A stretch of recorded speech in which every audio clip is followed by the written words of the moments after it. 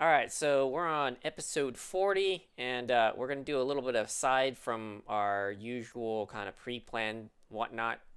We're probably going to just talk about like the Nintendo Direct stuff for a second, and then we'll go segue back into our original subjects, which was again we were going to go over some filmography stuff, and but I think we might have enough. Like, there's been some enough news going around. I think we uh can talk mostly on that for now. So like our first thing is the Nintendo Direct that recently came out, right? Oh Yeah. yeah. Oh, go ahead. Yeah. Anybody No, like we to have no news. I mean, are explain? we just gonna say what we were saying before, or are we gonna just go off what we Yeah, we were? can summarize essentially what we're Yeah. talking about, our experiences through watching it. So that's Uh, essentially what we already did I know already. nothing about this Nintendo. What well, is we it? didn't Like, talk about is that like a Smash trading card Brothers. games? Hmm. yeah, just Like, just go. Yeah, just springboard off of what we were already doing. Like, what do you Right. want to talk about next, D? Let's not like retread. It's fine. Oh yeah, so there's a huge controversy around Smash Brothers because there was What now? supposedly a leak. Hey, there's always a controversy about it. Winners or not, of course. Diddle, diddle, diddle. No, there was a leak about the roster for DLC, or an alleged leak. Yeah. And the problem with the Smash Brothers announcement is that this is a set of characters that weren't on those leaks. So Hmm. it makes the insider info seem a little bit, I don't want to say incredulous because I don't think that's even the right word, but it just puts that into a state of distress, going like, hey, guess what? That insider info either was bogus or it was outdated. I don't know which, but here's something that just contradicts what was on that list. So Okay, so it I sounds like guess it was just those rumors. leakers are soothsayers then. Yeah, it sounds like it was just rumors that they were gonna have like these characters, but they ended up being some other things. Like, what were Either the rumors that or about? Nintendo actually put out a red herring intentionally Yeah. to make it Oh, because yeah. I mean, What was like, the list? Man, it's not even at the top of my head. I just know that there was something called the Grinch Leak, and it was saying oh that there yeah, are characters who were supposed to be planned, like Gino from Super Mario RPG, which I'm pretty sure Uh, anyone who remembers that yeah. character was, a '90s kid or something. But What a strange, yeah, it's a weird one. it's like, oh wow, why would they put a character on Smash Brothers that's meant to sell games instead of playing to Right. the nostalgia fiddle of who knows how many thousands of people bought Mario RPG? And I'm not saying that a lot of fan choices are just, fans have wishes. They want yeah. those wishes to be fulfilled. And sometimes Of those course. wishes aren't necessarily going to be honored, but just because that happens doesn't mean you got to take it personally. Sometimes it's just business, people. And if it's not business, about the move set or character balance, I'm pretty sure there's a lot of thought in the concept than people are saying. And this was a serviceable move. I've been reading that ever since the announcement, copies of Xenoblade sold out in Japan. Xenoblade 2 sold out in Japan. Sure. And I'm starting to think that there's an effect, kind of like Fire Emblem, how that blew up in America because of Smash Brothers. Maybe it is an indirect marketing tool, where Sure, it yeah. is beneficial for them to sell copies of games, where it's beneficial for them to rub elbows with third parties. And let's assume that's not necessarily the case and that they just want to add what seems serviceable. But just trying to project this agenda of how, they just pick characters no one wants isn't necessarily true. Some characters who make the DLC do have fan bases. Not all of them are necessarily going to have fans like Piranha Plant, but they do end up working out. And people just made this big deal and they still can't drop it, going like, oh, this is an outrage. I can't believe you guys picked Pyra and Mithra over my choice of characters. Like, well, I This don't know happens if like your every character time, would. though. I feel like every single time a new character comes out, it's the same thing. It's the same fan outrage. I can't believe you've done this to me. Like, how could you do this directly to me? It's like, listen, Can't I believe you mean, done this. I wanted Glover from the N64 game. How dare Nintendo, a multi-billion-dollar corporation, not cater to you and only you? yeah, how dare they do business? And amazing. Who would have thought? Like, it's Yeah. like, you're still going to play the Our game, so shut nostalgia up. was the Like, golden nostalgia. it's not like you're not gonna buy the DLC again. You know, it's like, come on, like it's not. You're not gonna put your money where your mouth is. You're gonna bitch and bitch and bitch, and then you're gonna buy it anyway. So it's And I just mean, like, let's face it, if it's going to be between the choice of a random puppet-like looking thing from 30 years ago and a brand new waifu with a great pair of tits, we know which one, marketing is going to pick. Well, what kind of moveset can you build up with the puppet, though? Like a lot of shooting stuff? Dino Flash! Oh, look, Shauna's son. How does that work for gameplay balance? No one knows. Nobody cares about gameplay balance. Everybody loves their waifus. Never underestimate the power of a moves into the waifu. bees. Plus, I mean, that's just the franchise that they really want to push. The Xenoblade Chronicles. They invest a lot of money in it. They they want people to be buying those games. They're always going to try to use it as a marketing tool. yeah, I think that's just something that's just going to continue. You're not going to be able to please everybody. Some people are asking for them to do a character pack 3 because they're disappointed with a lot of the choices and they want them to do it right this time. It's like, that's just a whole can of worms, Yeah. I mean, I want to see Doom Guy in there, but I'm never going to see him in there. I mean, you never know. Bethesda might be sweetening the pot, going like, here's some Doom Guy shit you can use, and guess what? You can, and who knows? They could have a whole damn moveset for Doom Guy that'll work out perfectly for Smash Brothers if they have the right tools and the attitude. Like, Lord knows that they made it work for Steve, and yeah. shit, kinda. But, like, You can play the with whole him. point is whoever's willing and whatever material works out the best, I'm pretty sure there's a concept behind it. It's just you can't rely on the existence of the character and that alone for it to become a move set.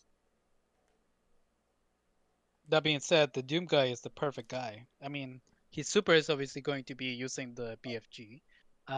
Every single one of his games is on Switch at the moment. And, Doom, I feel like it's a arcadey type of bullet hell, no pun intended, type of game that is just the kind of shooter that is perfect for the Nintendo platform. But I mean, you already have that set of guns he uses, and he uses fist, and he can use the chainsaw, and all the other stuff. And then he's got the sword now. Swords are controversial, though, because we can't have any more sword fighters in Smash Brothers. That's just weak. Yeah, so only half Doom your Guy's not fucking from an roster. RPG, and he's not anime, so it's okay. Watch, they put him in you put him in Smash Brothers, and they have a move where he takes off his helmet. He's like a he's a total waifu. It's not even a It's like, so Ugu, it's like, oh shit, we thought that was Fortnite's game, but now it's okay. Yeah, I mean, like, I don't know. To play devil's advocate for just a second, I guess on a small point is like, I kind of get why there's fan outrage every time, just because like I'm not a big Smash player, but like every time they announce a character, I'm like, oh cool, like another Fire Emblem character, or oh great, Minecraft, like Steve from Minecraft. Like the choices, they do suck. Like I mean, they're not exactly the most exciting characters to come out with again and again. So I do get like sort of like why are you doing this when in the past they've said, we can't put this person in because of their moveset or because of balancing or whatever, and then you get Minecraft Steve, and it's just like, I don't think you guys are telling the truth. Like I think you're just full of shit, to be perfectly honest. So it's just like, yeah, I don't know. And for the record, I was not very impressed with Minecraft Steve, and for his announcement, I just noped out of his moveset presentation. Whereas, like with Sephiroth, I was like, yeah, I'm watching this shit. Right. Like Minecraft Steve, I just had a very sour feeling about it. I don't know why, because I ended up enjoying him a little bit, but I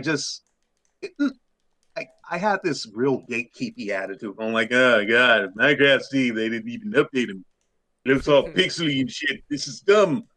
And everybody was excited about Minecraft Steve. I was just all but saying "f you" to their faces, and yeah, there was a lot of salt. So I took my chill pills and played him when he released, and then I mellowed out a little bit. I just missed when he beat his meat, but they have to make understandable changes. That's funny. But yeah, other things in the announcement that I did kind of like, I did like how they made a new Ninja Gaiden trilogy for the Nintendo Switch, because the only Ninja Gaiden game that they had was Ninja Gaiden 3, not Sigma, Razor's Edge on the Wii U, and that was just sitting in Wii U purgatory for years.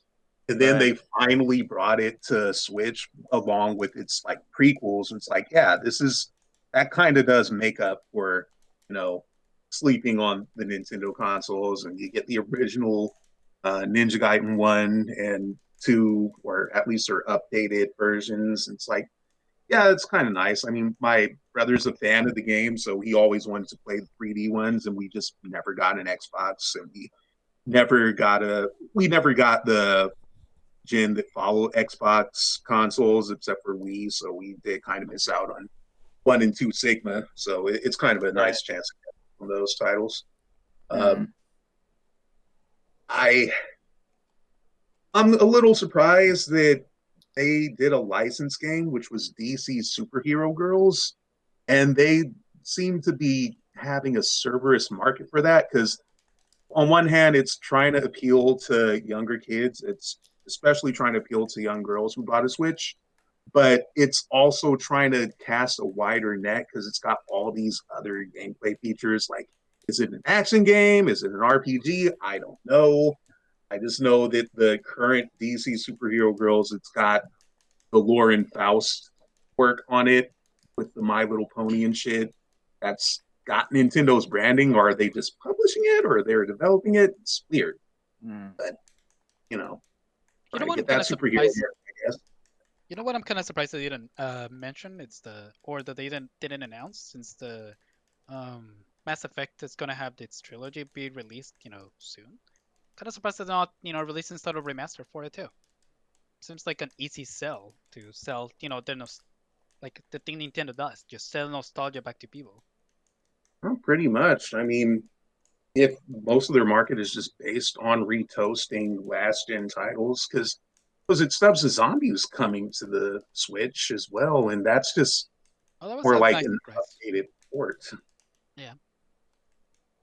That was a nice surprise. That was something different. Oh yeah. Wait, you said you were disappointed that they didn't put the Mass Effect. They didn't announce the remastered Mass Effect trilogy for Switch. Is that what you said, Carlos? I'm not disappointed. I'm surprised that they did it. Well, I mean, they're up-resing it and stuff, though, and they're like making big improvements. Like, I don't know that they would necessarily want that on the Switch, where they would have to downgrade all the improvements they're making. I mean, I've seen the improvements they're making, and they're just, increasing the resolution of the textures and improving some of the lighting models. Like, that's the kind of stuff that they can just scale down on a couple of things. Well, that's what I mean. That's what I mean. So, I mean, but they've done that before. I mean, or other people have done it before. They have done it, but I'm saying maybe EA doesn't want to do that, because this is the last time they're really going to be able to sell Mass Effect, right? Because they didn't have it at all last generation, and then now everything's backwards compatible. So this is the last time EA is actually going to be able to sell Mass Effect. So it's like if they're making improvements to that stuff plus the gameplay, like, I mean, I would think that they would want it to be the prettiest package it can be. True, but from a technology standpoint of view, like the Switch is not something that can handle those games. I mean, they're I mean, we've pretty been much through like the this. same. Oh, yes, they We've can been through run. this. It can run on the Switch, but it's that yes, it can run.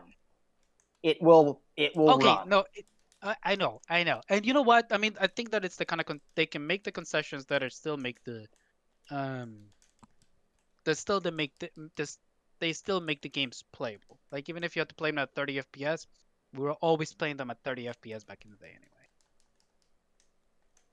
I Well, I guess, think but the the other whole thing is point that they is might to be like bring the updating whole the point is to models. well, What's yeah, that? they are, and that's the thing. Like, is they're making it like they're making it 60 FPS. They're doing all these things like, oh yeah, you can play it at 30 FPS, but I mean, like, I don't know, like, I'm, ah. I'm just saying, don't be surprised if they do. I mean, when it comes to I say mean, Skyrim, everything's a fucking port on Switch anyway. I would never be surprised. Like we've already talked about The Witcher 3 and like the shitty port of that came to Switch. I wouldn't be surprised if it came there eventually. I'm just also wouldn't be surprised if it didn't come there simply because EA does want to sort of make a spectacle of this and say like, okay, this is the last time we can viably sell this game. Here's the like best package. It's the prettiest. It runs the best. The models look the best. We've tweaked the gameplay for the first one so that it's like actually not as nearly as like stiff and like like I would understand if they sort of wanted to make this a sort of creme de la creme experience that you can, especially since there's not a lot to play on the next gen consoles right now. yeah. Like I would they want something like big to sort of put out this year. Um, Speaking of EA there, and speaking of ports, you guys definitely want to play Apex Legends for Switch. But what about their other MOBA, Knockout City? Yay!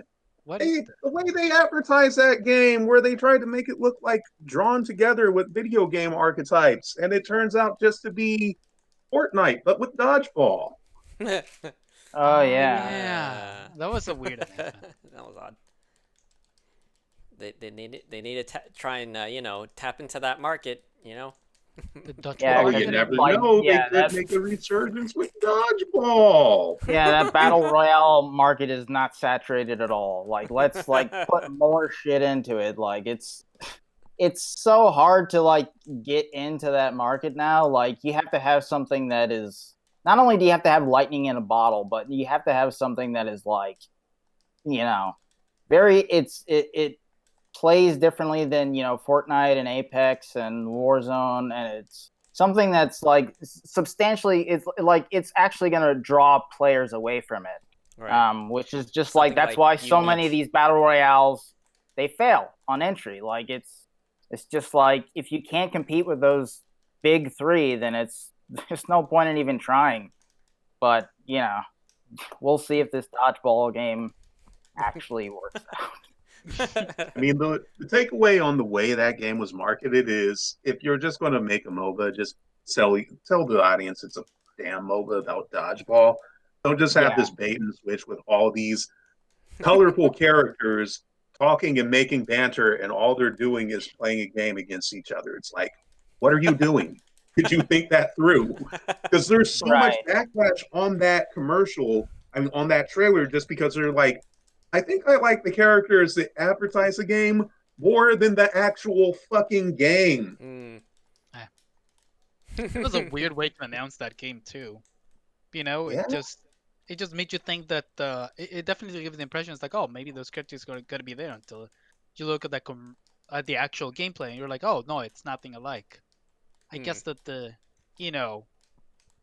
doing the same marketing missteps that the Mighty Number 9 or Number 8, whatever it was, was trying to make. Is like, oh, look at all those, old video games the nerds play. Don't you want to play something better now? those anime losers.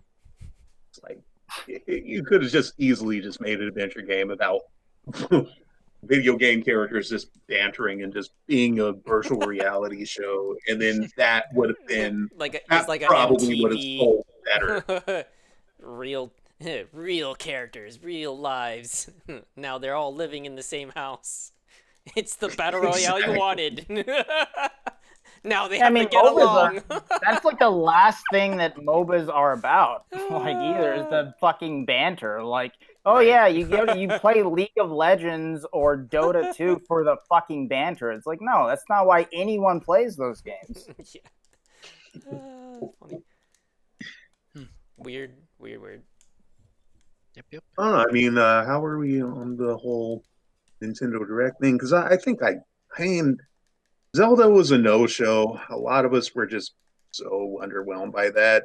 Skyward Sword as a remake, okay, but like if you're gonna, what is it with them just not doing the same kind of care that Wind Waker HD had anymore? Yeah. Like Twilight Princess, they hired a different studio to handle it. It wasn't even in-house like Wind Waker. And then Skyward Sword, okay, you updated the controls, but if you're going to be delaying Zelda, you could stand to, I don't know, update the textures maybe, or do something that makes it stand out. Because a lot of the screenshots, you have to squint and blink and point out, hey, I noticed something. I saw the wrinkles on Link's nose. That's the difference between that and Wii. It's like, oh, really? Or you know what? A better idea would have been for them to just release a whole trilogy of it. I mean, this is like what? It's 35th anniversary. Like right now would be the point to like release some of the major 3D Zeldas like Wind Waker, Twilight Princess, the like a Skyward Sword type of thing. Yeah, exactly. And price it at $60 because as much as I want to play Skyward Sword, I'm gonna wait until that thing is on sale, which is probably gonna be for another year. Because at $60 for an old game, that's just as well, I mean, Nintendo's notorious for like never dropping their prices, so that's not really surprising. Yeah. But this whole thing, I mean, it just echoes what they've been doing anyway with the whole. What was that Mario trilogy they came out with a little while ago? With talking about the Mario 3D All Stars, and then whereas it was this half-assed effort as well, where it's just like, why'd you do this at all if you weren't gonna just like put in like the effort that and the love and care that those games deserve? It's just like the All-Stars version was even more insidious than that because they're gonna stop distributing them as of like I think March 30th or something. They're limited run bullshit again. It's super insidious, dude. Like there is no reason for them to not distribute it digitally. What are you gonna run out of ones and zeros? No, it's the same thing with the NES and SNES Classic, right? Where it's just like, well, we can't make these anymore. It's like, listen, all of the games are just on the chip inside the console. Like those things, it's just a plastic box with a chip inside of it. What do you mean you can't make it anymore? Like this is it's so data stupid. that you could send through downloading. And again, this is just like what we've talked about a million times, where it's just like they're just leaving free money on the table. It's just like, why not do this? Like, why not just sell it forever? I don't understand what the point of making this as a limited run does for you. I understand that maybe there might be a spike in sales for a while, but why not just ride that long tail of sales forever? I think that's exactly what they're counting on. That they are. Oh, I'm sure. I'm sure. It's this this artificial scarcity that they try to pull all the time. It's the Cartman land strategy once more. It's like telling people they can't have a product, and then that makes them want it more. Yeah, sure. Ironic. Yeah. But it's pretty underwhelming for me as well. Just looking at it, it's like no new Mario game announcement. We get Golf Mario, and you got like no new Metroid, the Bowser Fury thing, but that's already out. I'm pretty sure. No new Metroid, no new Zelda game. They just do the we don't have an announcement, sorry, type of thing. I was like, people get this idea that if you criticize the Direct, don't do it again. It's like if you criticize the Direct, that must mean you hate it or you think that it was all stupid, but that's not really the case. It's like, if you're talking about new Switch owners, yeah, it's serviceable for them. It's a practical, like from a business standpoint, it is practical for new gamers or new Switch owners. It's just that if you're a long-term Yeah, owner of like Nintendo shit, it's like, or if you've just been gaming for a while and you kind of want something fresh, you want something right. that the Nintendo Switch can call its own. Yeah, it is underwhelming. That doesn't mean it's completely disappointing. It just means that it leaves much to be desired. Right. Yes, Well, I it's mean, the other great. thing is, the other thing is that like, isn't this like the first like big direct they've had in a long time? Like, because haven't they been Yes. having like mini directs for like forever? And then you have this big direct. It's like, oh, we're gonna have this big blowout. Like, I mean, bring the shit people want to see. If you're gonna have the big thing, Right. like if you're gonna make such, bring all this pomp and circumstance to this, like bring the shit people want to see, or like you could have just done many directs for all this stuff, or had press releases. Like it's just like it's sort of an odd anticlimactic thing, and I feel like they definitely did this to themselves, because it's just like, I don't know, like it's sort of the difference between, it's sort of like that Resident Evil thing that happened a little while ago with Resident Evil 8, and like how they had like a whole show around it, and it was like, in the end it was just like announcing that they had a demo out and that they had a new trailer out, and it was like this hour-long thing where, people were talking and all this stuff, and it was just like, why didn't you just like make this into an article or a press release? Like, this is so much money and stuff that you put into this, and it's very, very little. Like, in the end, it was like 5 minutes of stuff that was actually worth watching. It's very odd. Hey, they had the big booked lady, okay? So the entire internet went crazy with that. But that's Oh, my yeah. point, is that they 9 they announced girl. that the demo is out, where you actually can, like, where you actually interact with her, and then they had the trailer. That's what they had. Like, that's it. Like, it's not like they just announced her. It's just like, okay, just put this in a press release, and then people can fucking interact with the big giant lady all they want. Like, it's very weird. And to add to that about Capcom, a lot of the stuff that they had on the show was stuff that we already knew existed before the damn Yeah. direct.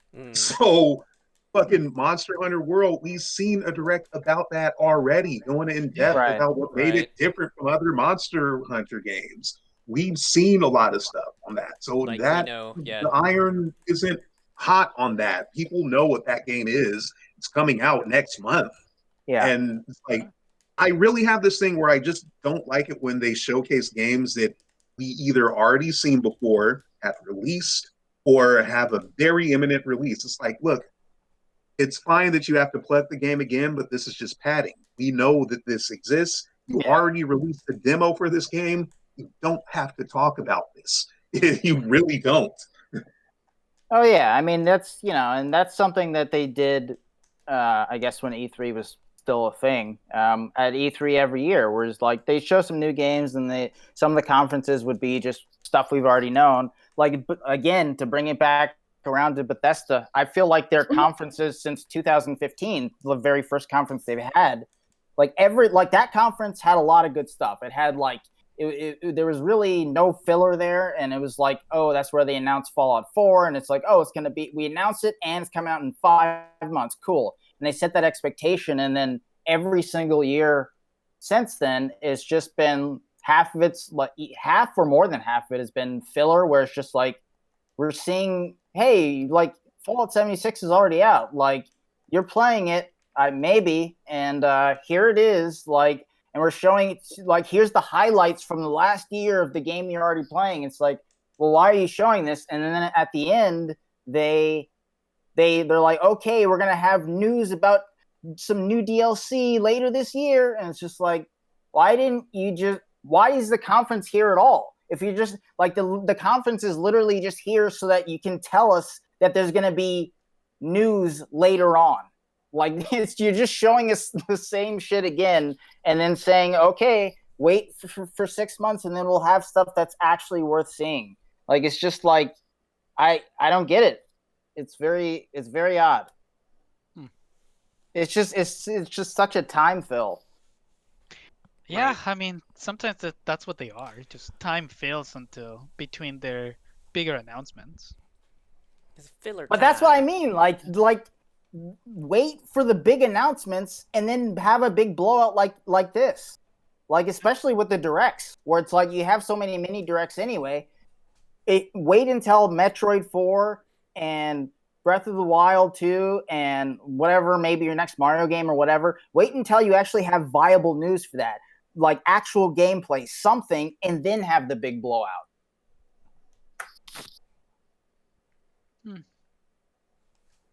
Yeah.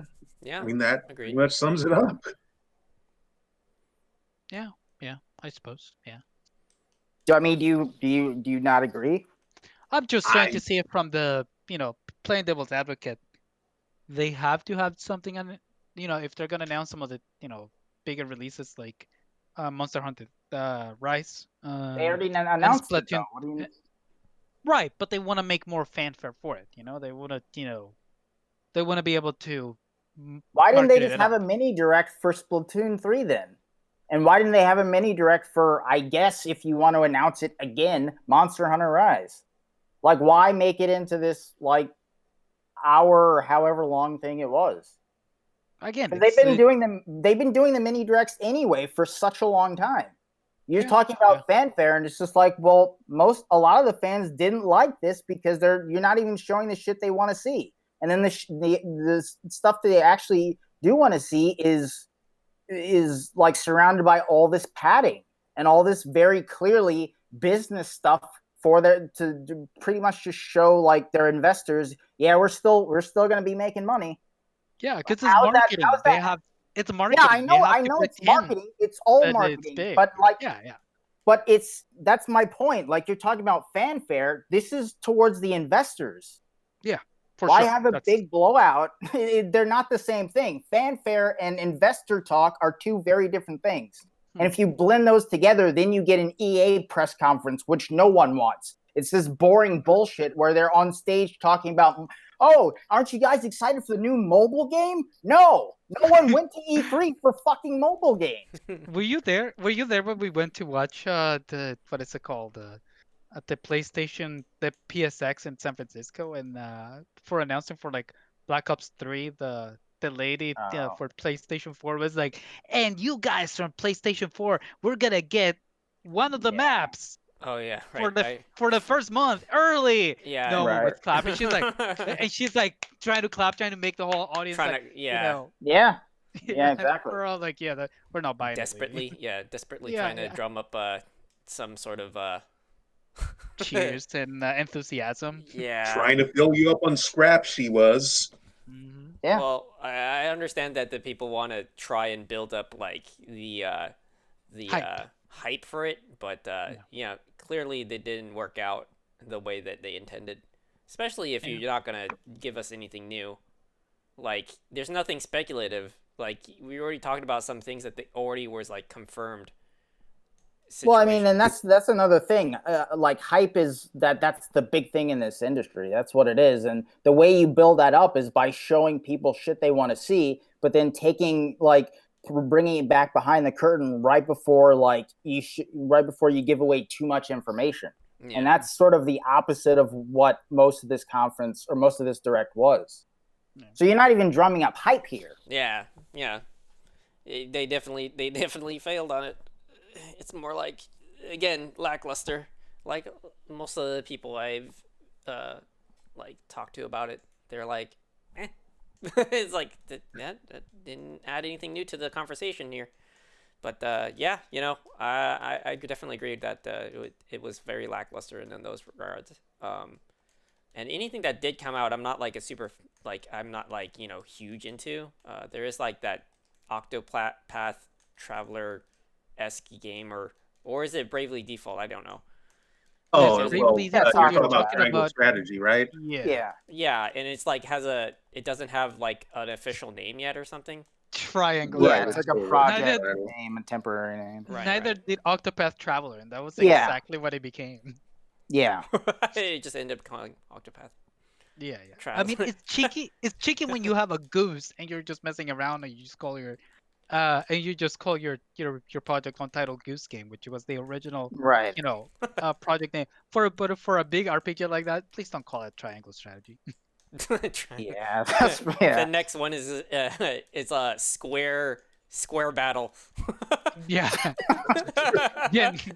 Generic RPG project. Just say Project Square Action or something. Like, oh, we're trying to have a modified version of the Hexagonal Mono story. Engine this time. Hexagonal legend. There we go. That's that's And their here's next our new IP. game placeholder title. Get ready for it. And it has it in man. big bold text going like, oh shit, I Uh, love this type. It gets me so The title is literally hyped up, called and then, like, "Please Title Me Fans." they act like it's so deep and like high concept, and We've then been it's just teasing really, it for a like, while, and here you go. Here it is. Insert title here. Don't worry. Like more news later this year. Oh man. I do everybody agree with cheering some you. people making the sentiment that the new character in Smash is unexciting just because it's like, oh, it's another sword character. Yeah. So yeah, I understand. Oh, no, like these there's are that. literally swords. They are not sword characters. They are characters who happen to be swords. Yeah. That's the excuse. What the twist? What the twist? Now you don't get a character that swings a sword. He is the sword. That game is fun. You collect swords like they're Pokemon, which are also naked ladies. So you're basically connecting naked ladies Yeah, like they're Pokemon. I mean, waifus. Come on. Mhm. How can you go against this? This has to. It makes sense. It must be done. It must be done. I'm surprised. I was genuinely surprised by Splatoon 3. I just finished the Octo expansion, and so that was a pleasant surprise for my side. Okay. Oh, yeah, I mean, Yeah. I'm happy for the fans of Splatoon because they get another game, and then it's like, hey, yeah, it's when the experimental franchise blew up. But me personally, I wasn't really all that excited about it. I saw the hype for it, and I saw the trailer, and I'm like, okay, this is kind of cool. I mean, you get a little buddy, and you get like the Eiffel Tower turned on its head. But me personally, going like, would I buy this? It's a little, I can't really, It I doesn't can't have a really say that I will. Yeah. It has but- its fan base, but it's not as widespread as Nintendo would like it to be. It's their answer there to the you go. esports thing. Yeah, it's very competitive. Itself. Yeah, So, it is you know, competitive. Yeah. it is competitive, and that's why it's a little weird that they announced this actually, just because it sort of shows again. Once again, we'll talk about just a little bit like how there's sort of naivety about like online stuff and competitive online, because like it's a little odd because it's true like their fan base isn't like surging, but it is a dedicated fan base, and like the last thing you want to do with a dedicated fan base, like with something like that, or with something like, let's say, Siege, or even something bigger like Call of Duty, is like to split your fan base between two different properties. I mean, that's like exactly why like last year Call of Duty, like they launched Warzone, it blew up, and then they launched Modern Warfare 2, but they only launched like Remastered, but they only launched the campaign. And people were like, well, why didn't they launch the multiplayer? Because it's a renowned multiplayer, and if you release that next to Warzone, it's going to split the fan base. And a lot of people are going to go to Modern Warfare 2 Remastered multiplayer, and they're going to leave Warzone, your new property. So it's a little strange to do that. But yeah, I mean, maybe they are just trying to grow the Splatoon fan base with a new property, but yeah, I don't know. I mean, I feel like they could have done that better with some sort of expansion again. Like you said, it just splits the fan base, and it just kind of goes to show just how much Nintendo is behind the times again. Yeah. Like they don't understand, how communities work. Like, if they were gonna put a new Splatoon, maybe just reserve it for the please Nintendo, next, version of the Switch you're gonna release. Yeah. Hopefully, yeah. But all right. I mean, I don't have much else to say about Nintendo Direct. Nope. But I didn't get to pose this question. Did anybody see the announcement on the trailer to Mortal Kombat, like the movie? Oh yeah, I Yeah, watched it. yeah. I watched it yesterday. Yeah. Did you see it too? Sunday. I've seen the part with Sub-Zero freezing blood and stabbing Scorpion with it. Ah, okay. But I didn't see like the whole The trailer. whole thing. Oh, okay. Darn. I Yeah. just have one really important question. Are they gonna have a cool techno song that we can all remember being the new Mortal Kombat? Yeah, where they go I hope they just redo the old one with the I'm dude. pretty sure they singing, and it's might. like Mortal Kombat. Yeah, I'm pretty sure it's gonna. I want that. I feel like That that song it's is- gonna happen. Like I feel song like is so they ageless, are you gonna can do even- that. That song is so great. They even play it at clubs. You just randomly hear Mortal Kombat like, And you're alright, like, I wait a guess we're gonna second. wait, my nerd senses are tingling. Yeah, it's a little confusing right now. I'm not in a nerd situation here. Yeah. You see some Jersey Shore motherfuckers going Mortal Kombat, yelling at each other, like grinding it up with some chick or whatever. Right. She's just like, yeah, Mortal Kombat, fatality my butt. Oh look! Oh look! There's even cosplayers. That girl's dressed like Milena. Oh yeah. Wait, she's just a party girl. It's funny. Oh my lord. But yeah, what's everybody's impressions so far though? Like even I guess we'll go over it in that sense. I mean, I watched the trailer while we were playing Apex the other day, Sean, and I was like, it's interesting. You know, it's. I'll tell you, I'm interested in watching the movie. I don't expect it to be good, but it is interesting that the director had like commentary on the trailer and stuff, and they have some cool stuff going on there, like making Sub-Zero maybe the main villain, or at least one of the main villains. And you have, especially now with fucking Fuse and Apex, like being Kano, and then you have this new Kano in Mortal Kombat, and I just the parallel between those two characters is just. It's unabashedly Fuse is unabashedly. They know. I love it. Yeah, it's really funny. Yeah, it's just but you got some cool stuff in there. So I think visually it looks really good. And I don't know. Sonya Blade is fucking hot. And hey, was Johnny Cage in the trailer? No, apparently not. According to a lot of people saying that we haven't seen any of Johnny Cage, which is interesting. Yeah, because I think they even put out like all the character posters and stuff, and like he wasn't there. Right. So I wonder if he's just not going to be in the movie. That would sort of be a missed opportunity if they didn't put him in there, because he's I feel like he's so quintessential, like Mortal Kombat. I feel like that they're doing something that we don't know what they're doing yet.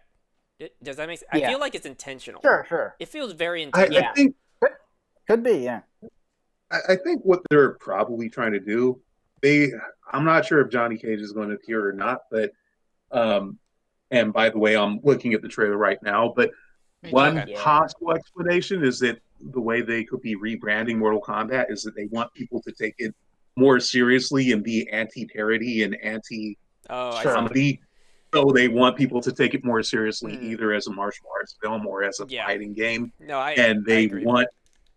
And Johnny Cage was always supposed to be a stand-in, or Johnny Cage was kind of like a stand-in for the audience, kind of commenting on things as they went, and kind of being like not a comic relief. Yeah, and he's always like, "This is a ridiculous situation. I'm just an actor." He's the ridiculous movie star. Yeah, that's in there. Yeah.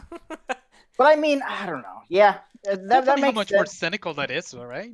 Like, I mean, this movie's trying to be, more serious, and because it's just trying to take itself. I mean, serious, but then you still have like Goro in there, and you got like Kano, not, who maybe he'll yeah. be like more think- serious, but he still seems pretty fucking campy to me. Like Yeah, even yeah. in the trailer, like I don't know. I think they're using particular characters for different aspects. So Kano is definitely going to be the comic relief to me. Like he's going to get in some like look like near the end, it was pretty ridiculous to have like what I assume is Reptile's heart or something in his hand, and he's just like like he's going to be pretty ridiculous. And I feel like that's what they were going for, that they wanted to say, hey, it's still like, it's still a ridiculous situation and fun and campy in that sense. Right. But then they having other characters to focus more on the maybe more serious aspects, because that's, I think that what they're highlighting here is if you get to see the whole trailer, I feel like they're highlighting the more serious storyline would be between Sub-Zero and Bihan. Sub-Zero and Scorpion. Sorry. So Bihan is Scorpion, and then I forgot the name of. Bihan is Sub-Zero, and then Scorpion. I forgot the name of his real name. But anyways. Noob Saibot. No. That one is. So Bihan Noob Saibot. So Noob Saibot, if you don't know, is actually Bihan when he dies. And then his brother takes over as the new Sub-Zero.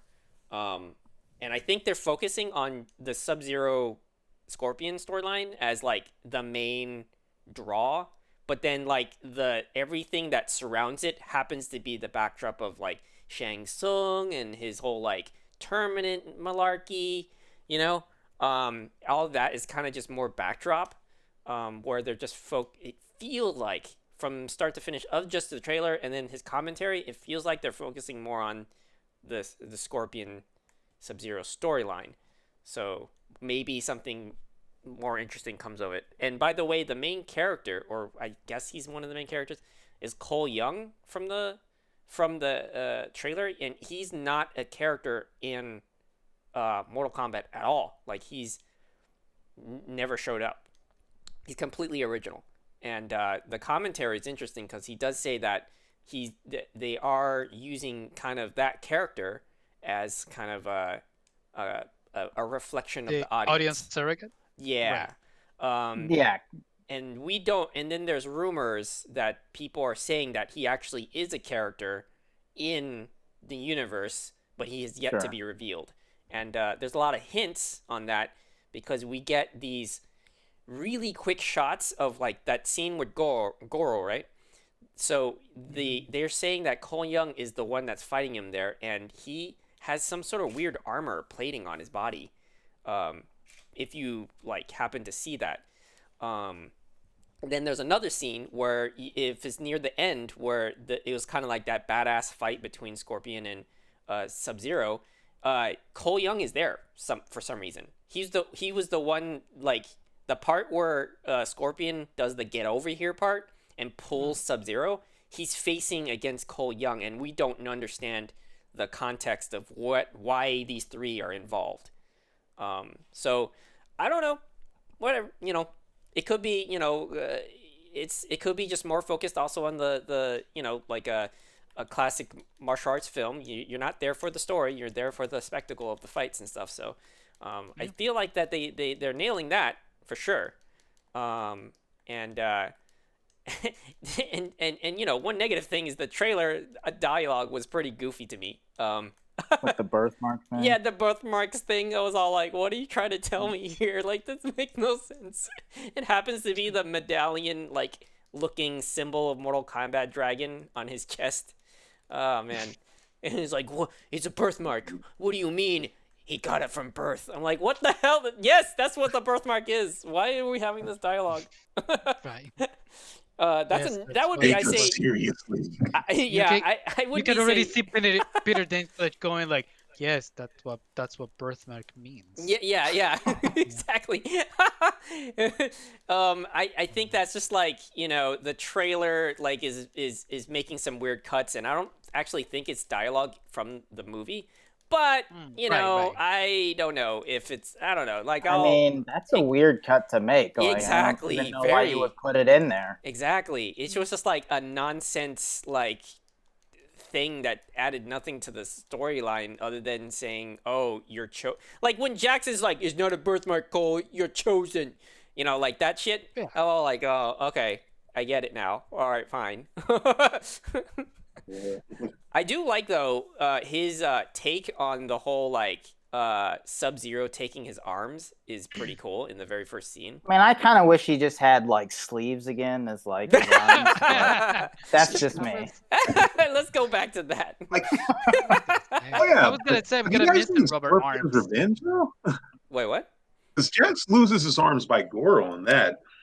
Yeah. So he Yeah. does say in the commentary that there's actually multiple ways of how Jack has lost his arm.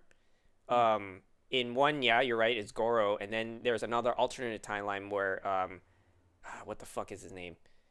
Rain or something? Or I don't know, whatever. Yeah. One of the ninjas It's a lot his of arm. ninjas. Yeah. Oh, it's yeah, I know which one you're talking about. Ermac or Ermac, yes. I think it's it's Ermac, yeah. Yeah, he's like he's like an entity made up of souls. Of course, you know, classic Mortal Kombat nonsense. But whatever that means. He's like, wait a minute. So you're Shang Tsung's toilet bowl? Like, is that what you're saying? Like, huh? Can you imagine that? Like his little like chalice of like souls or something like that is like talking to him.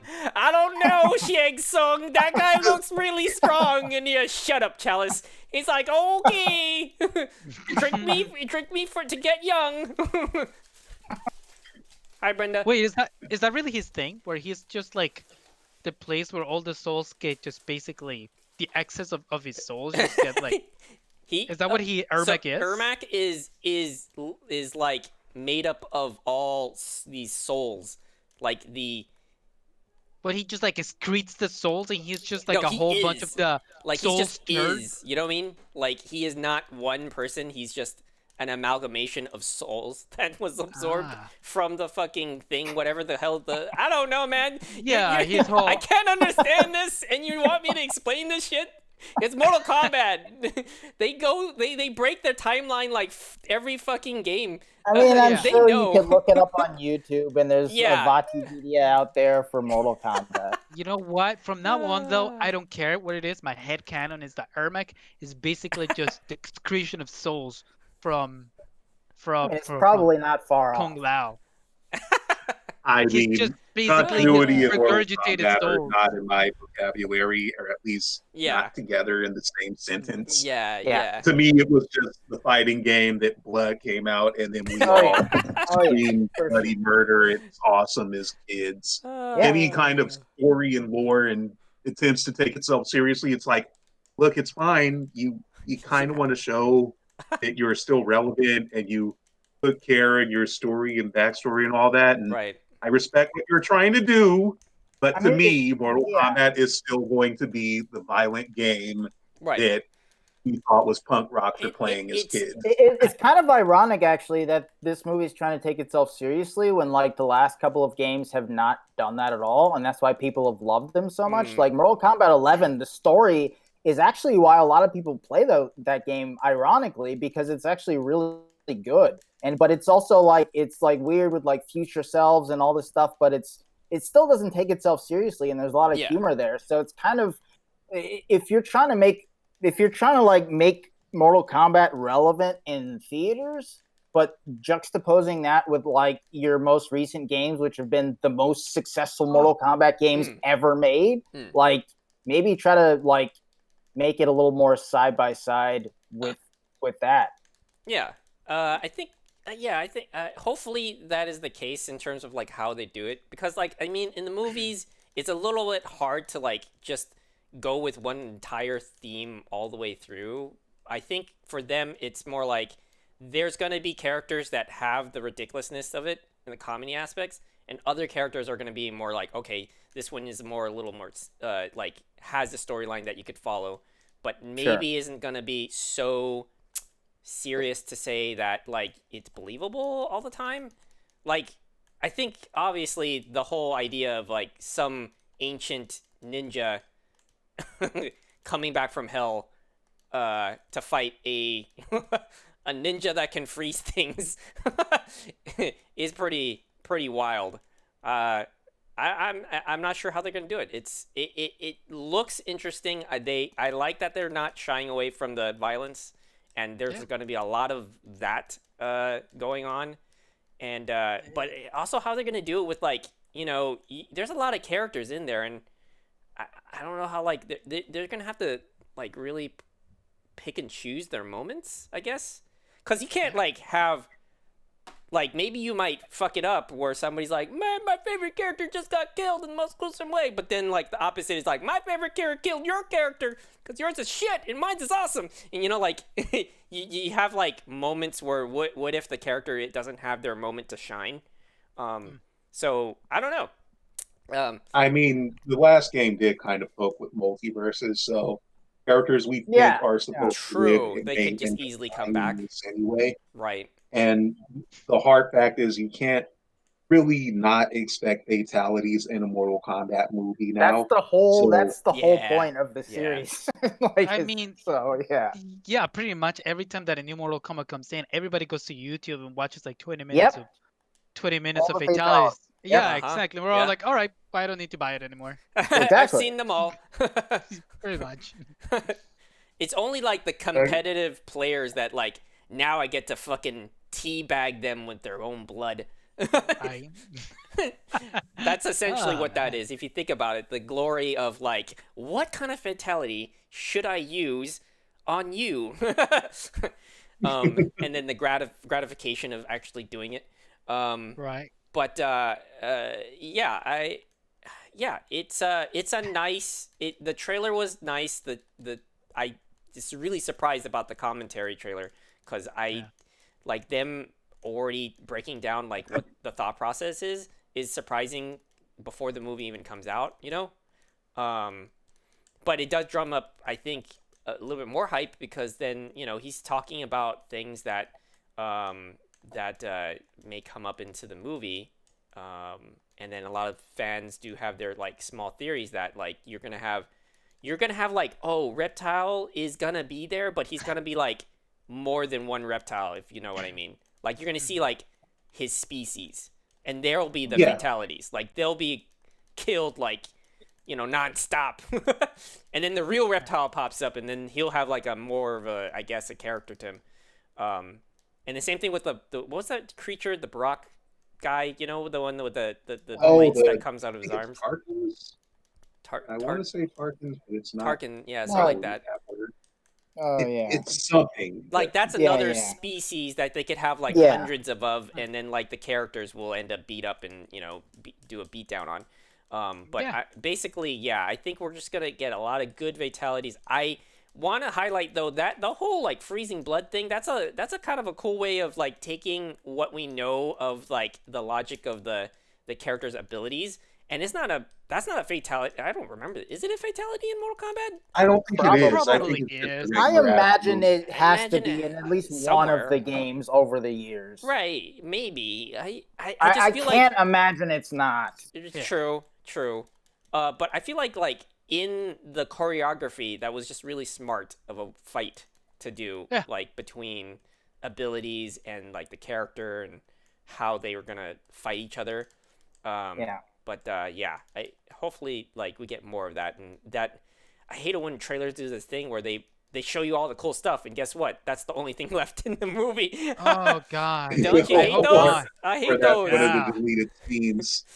And then it turns out like, oh, there wasn't more. The trailer was the movie.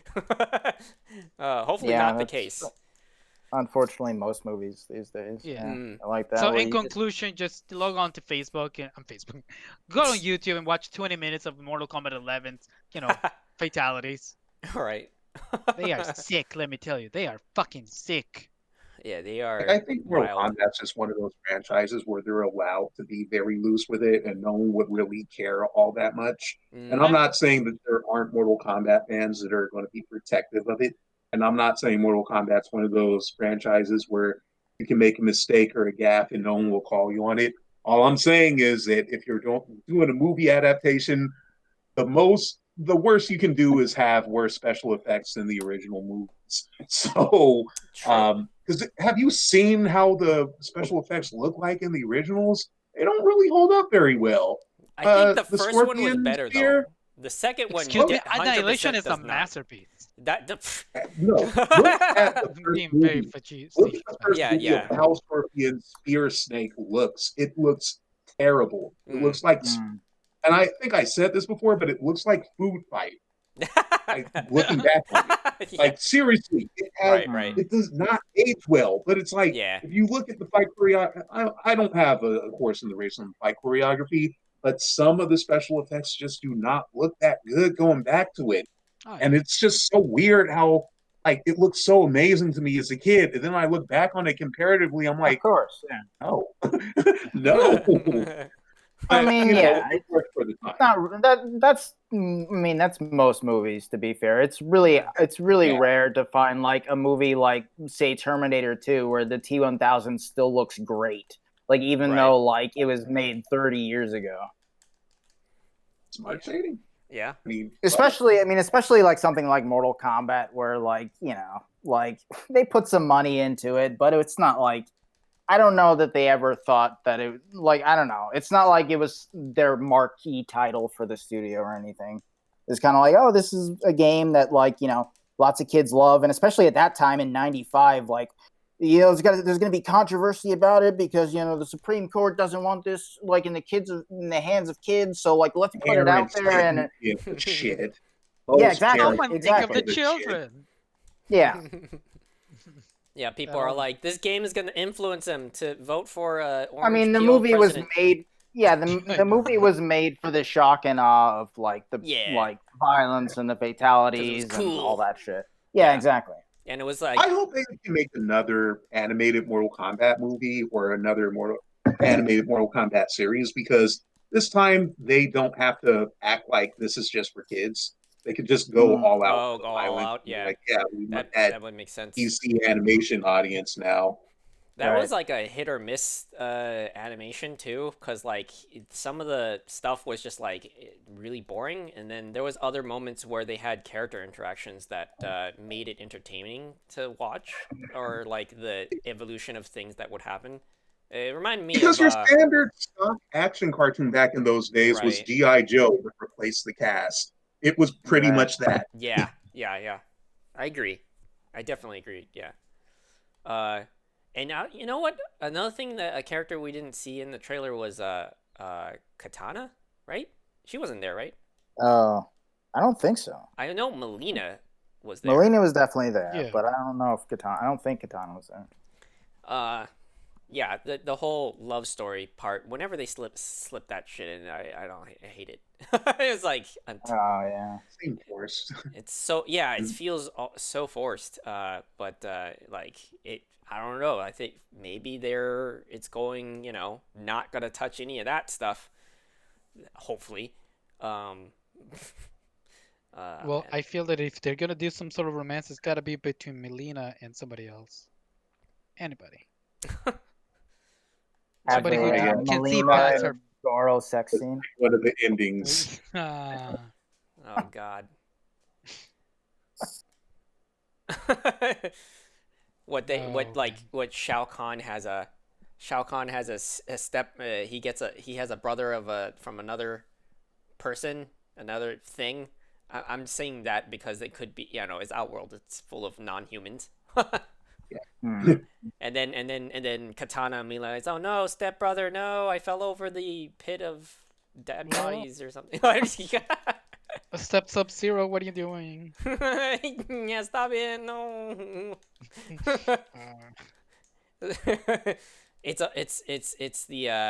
It's Reptile, and he's all like, I like the teeth. Oh my God. But yeah. I'm There's excited that. to watch the movie. It looks like it's gonna be a lot of fun. Yeah, it'll look fun. All right. I mean, we're an hour in. Oh, nice. Any more news that we want to talk about? Well, I mean, we could also continue with our film thing. So there's that. Our subject was we were going to talk about We already talked about James Cameron, Nolan, Peter Jackson. I don't think we need to go over Tim Burton, right? Like Nah, I'm good without him. Denny I I think we mean, can I all be think you good were the without one him. who brought him up, Carlos. I mean, if everybody else wanted to play, I'm not a. I mean, talk about him. I'm not exactly like the biggest fan, but I also like some of his movies. Okay. I I mean, think. like, what I mean, movies I have you don't seen care. of his stuff? I don't really. Um, I mean, we could just The move on. Batman movies, obviously, and then True. Yeah. Some people I don't are- really care either way with Tim Burton, but if you I just want, like. Let's just talk. You know what? I can't think of anything right now about him, so we can double. we can just move We can forward. double bet. Yeah, exactly. We can just move forward. Denny How about we talk Villeneuve, Zack Snyder, Wes Anderson, Paul Thomas Anderson. I think we already pretty much talked about Paul Anderson. Let's talk about plenty. someone we can all well, complain there's the about. Paul Thomas Anderson, there's Paul W. about- S. Anderson, what about- Steve yeah. Anthony Anderson. Yeah. And then we had didn't the talk about Wes There's Anderson. stuff with really. Samuel L. Jackson. Yeah, Wes Anderson as well.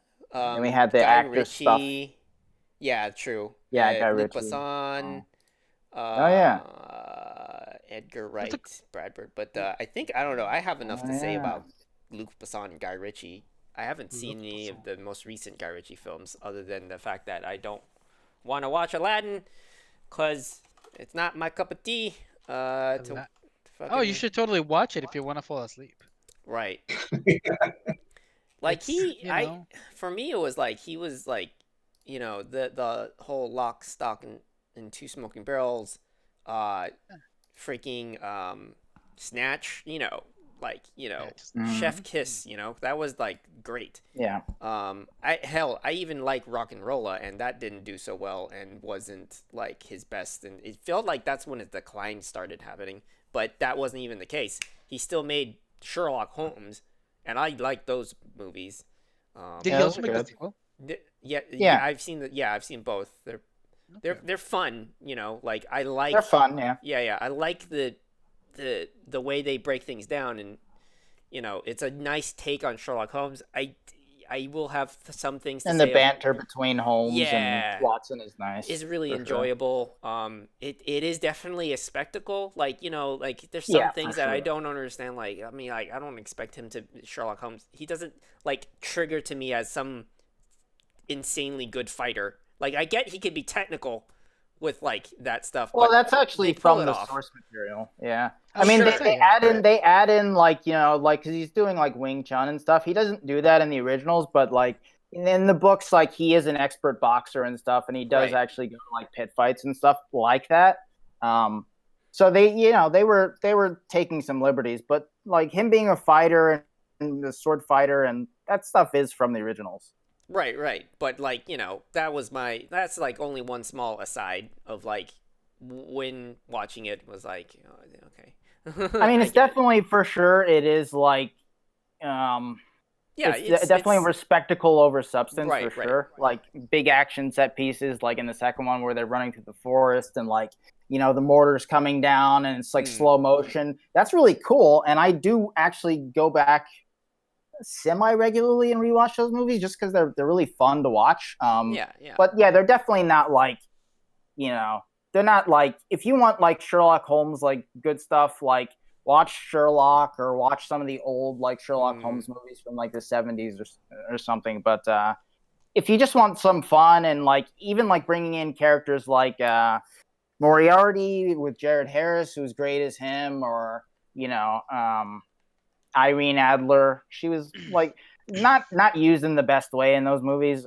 Played by Rachel McAdams, but like it.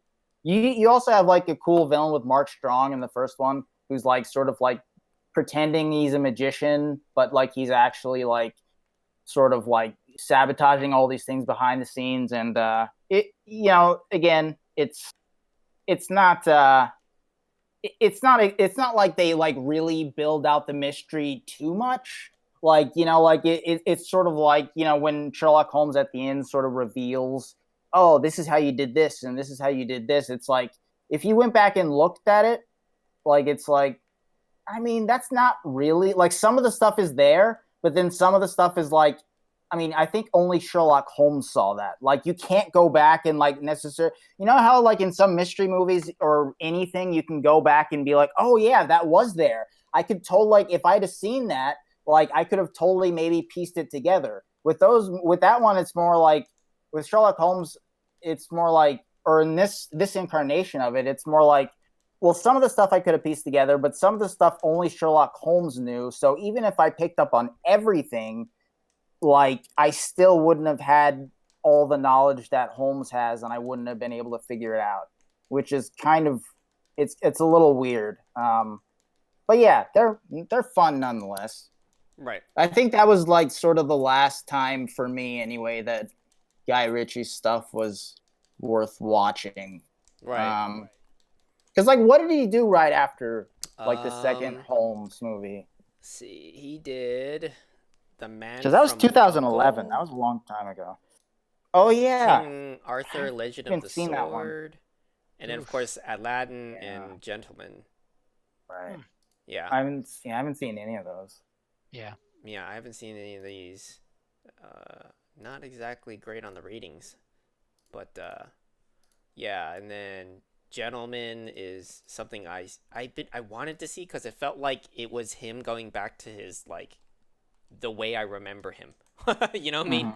The gangster movie, yeah. Right, and that A lot of also didn't do colliding so great. characters. Right. But Yeah, I read some of the. I mean, I I'll still probably want to still watch it though. Yeah, I still want to same. watch it, but like, yeah, the reviews sort of steered me away from that. Right.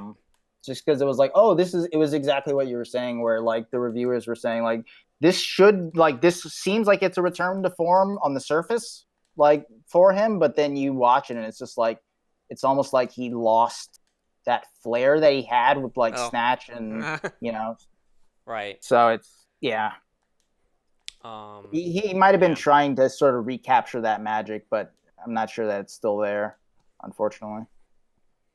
Anybody else seen any of his films as well? Like Guy Ritchie? I mean, I remember it's Snatch and Lock, Stock, and Barrel, but it's been a while, and they were fantastic movies. And like you said, Sherlock Holmes, the first one, I definitely enjoyed it when I first watched it. The second one just felt like more of the same, so it just completely did not register in my mind. It just I was kind of bored watching that while I was in the movie theater. Yeah, I can understand that. Yeah, it's funny because it also came around around the same time that that I was watching Death Note, and there were some parallels between him and Light, and just that same archetype or trope where manga tends to like over-explain itself, or anime tends to over-explain itself, or like the character has to explain to you every single step of the way. And Sherlock Holmes does the exact same thing. It's like, I'm gonna walk you, every step of the way as to what I'm gonna do, and that makes it seem, that makes the main character seem more intelligent than he actually is, maybe, or it's just a way for him to actually look very smart. Yeah, it's just, it's sort of a weird way to convey intelligence. Yeah, and it's. I like it, but at the same time, like when he's saying like, I'm gonna hit the patella, and then I'm gonna destroy his throat, and then he's gonna be out for six months, and then he does it in slow motion as he's thinking about it, and then it happens in real time afterwards. It's sort of like it makes the real time fight less exciting because you know what's gonna happen. Like it's sort of weird, like, but yeah. I like what they were going for, but yeah, it's the presentation's a little off for sure. Yeah. I think it's an there's interesting a thing about like remember how like heist movies go? It's like they're taking that on a micro level, right? They explaining like the steps, right. But then the thing about why like I think the heist kind of way of putting it is because it doesn't go that way a lot of time. Exactly. Like they'll explain it. Okay, we're gonna do this, this, and this, and the plan's gonna work out. And then you see it, and it's like, this falls apart, and they have to make a new plan. And like, yeah, right. Whereas with Sherlock Holmes, it happens exactly like as it's verbatim. exactly as he thought it was gonna happen. Like not only verbatim, but just like immediately afterwards. Right. Like, so it's just like, yeah, it's a little weird. It's a good cinematic. It's a good way for the director to, it's cinematographically speaking, to give it a shorthand for somebody who thinks every single detail to a T. So it's effective. I mean, I think your it character like, look like a smart person who plans everything out. well, I would say like the part of that, like that mechanic of like using Sherlock Holmes' mind that way is more like, it's definitely not overused in those movies, which is a good thing. But like, Yeah.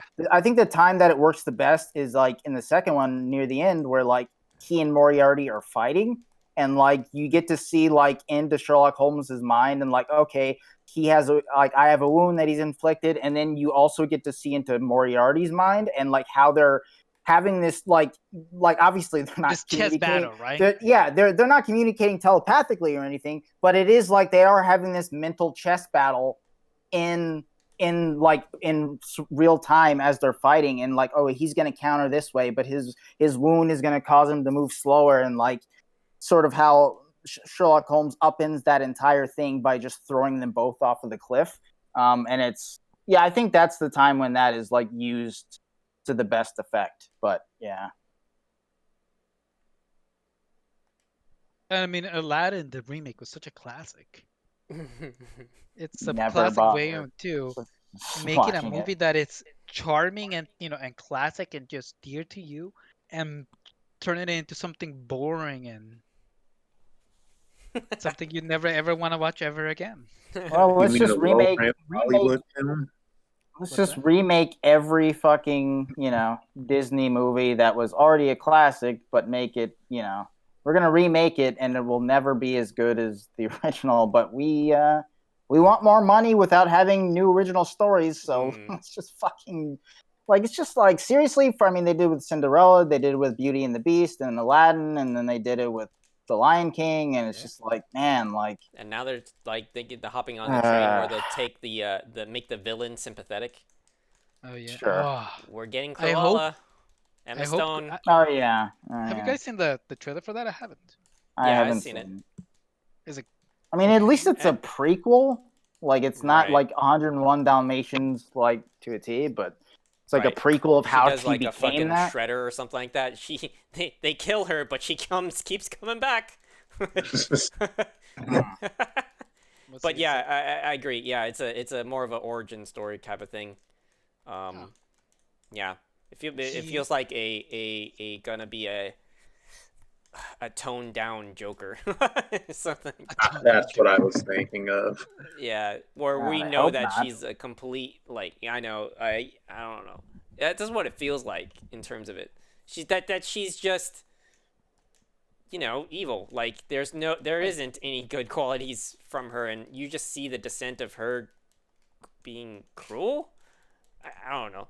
I mean, her name is the cruel devil, Cruella Pretty de Vil. much. Right? Yeah. I mean, the problem ma- is that she it's makes still a that her- Disney movie. Yeah, the So it's the like, trailer, you're not like, going to actually be able to go full Right. force with that idea in any way. She came with the apparently in the trailer she came up with that name herself, and there's like a I would hope so. I There would was hope her an- parents didn't name yeah. her that. yeah Yeah.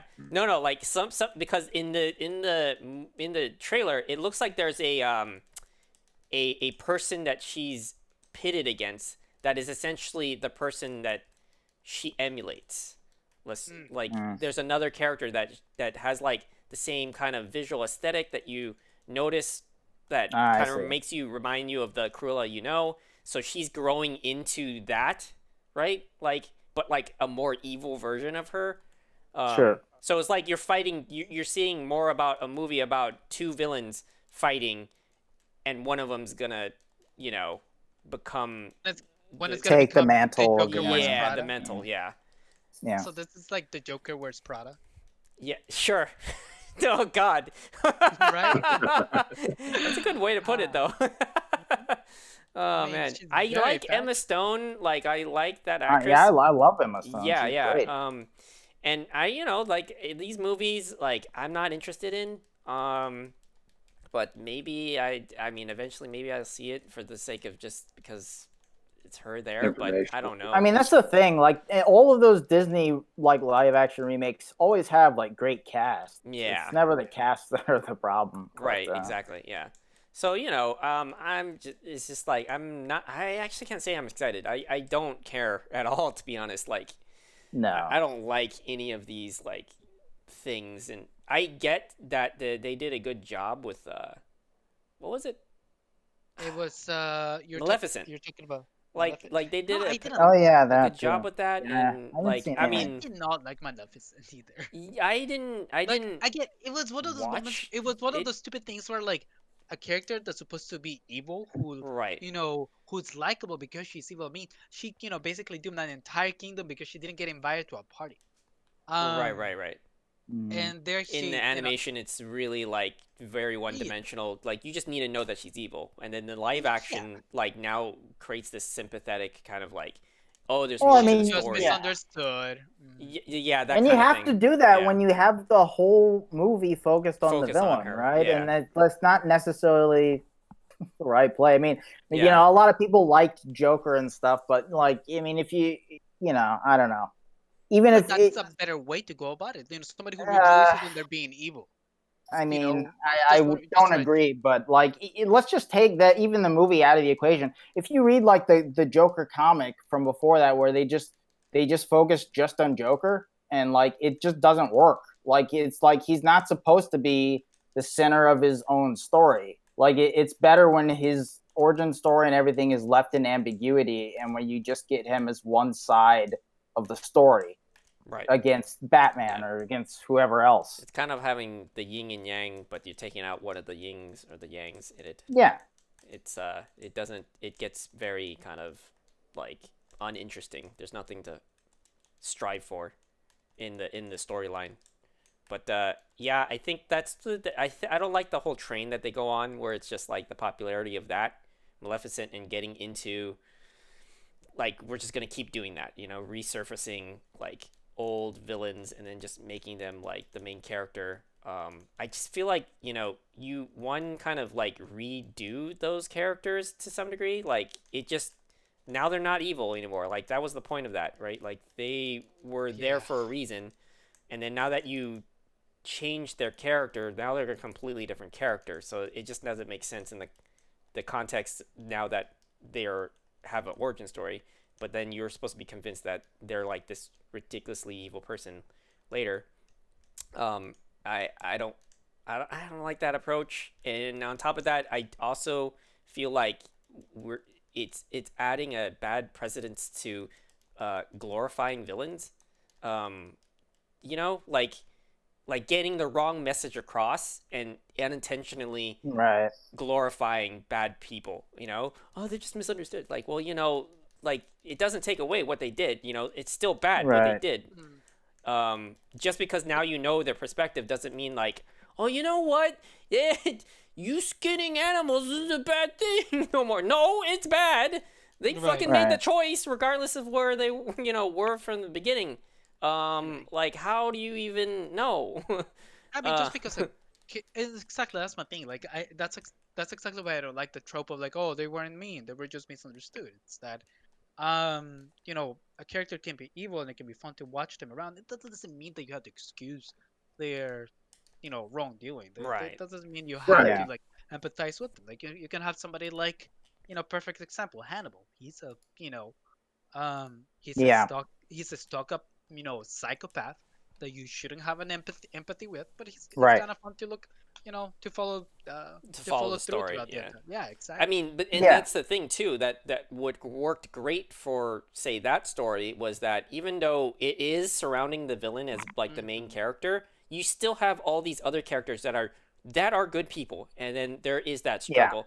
I think one of the failures of some of the other ones was that we focused too much on the villain, so much so that you're taking out the equation of like you have to have that somebody as good as them or that much as much threat as they are, but on the other side as a good person or the person that's the protagonist.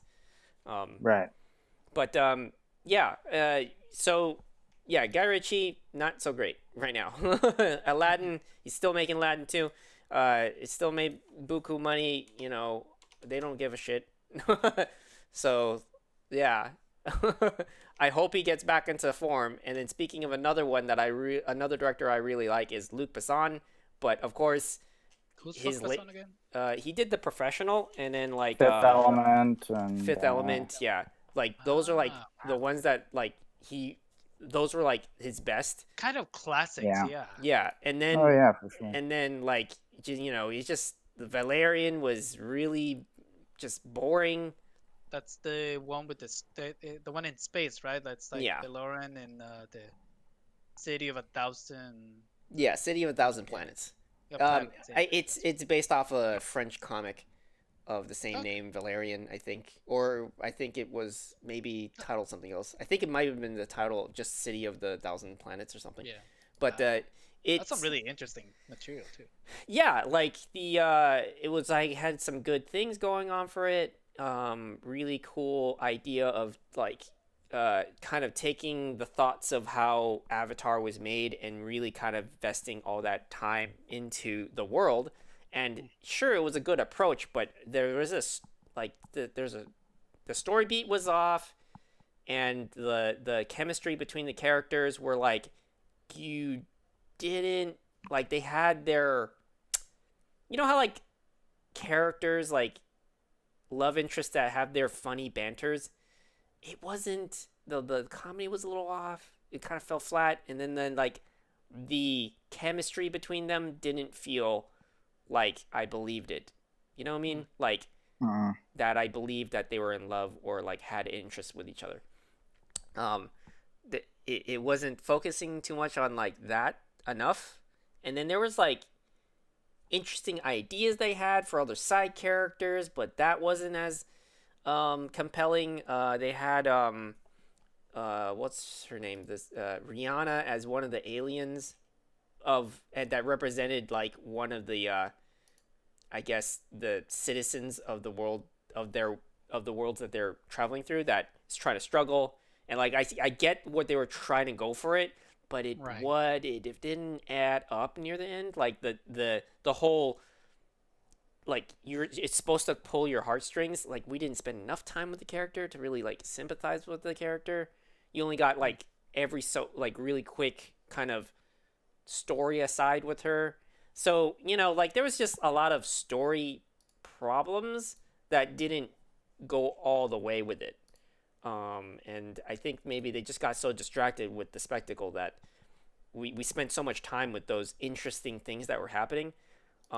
Like for instance, they have a scene where there's a market where it's like it's like your flea market, but for all these thousands of species trying to, you know, sell their goods. And it's such a huge market that they have to use a technology that is using, how can I describe it?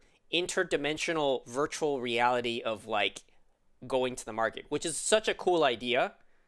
Really cool idea, but we spent way too long in that fucking part of the movie that like I guess it was just too complex of a thing to portray, because the way it worked was that there's these cubes that you can, or doorways even, that you or it's like a goggle, right? It's a goggle and you see the market, right?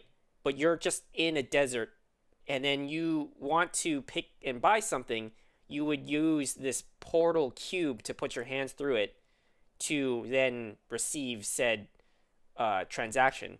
And it was really cool because there was like this chase scene that was playing around with this concept of like, oh, his hand's stuck on the portal thing, so they're just chasing a floating arm, right? And then like if he had to, where he was, his full body would knock into something, it wouldn't be knocking into something on the other side. So he had to play around with the fact that he's running around in two different worlds.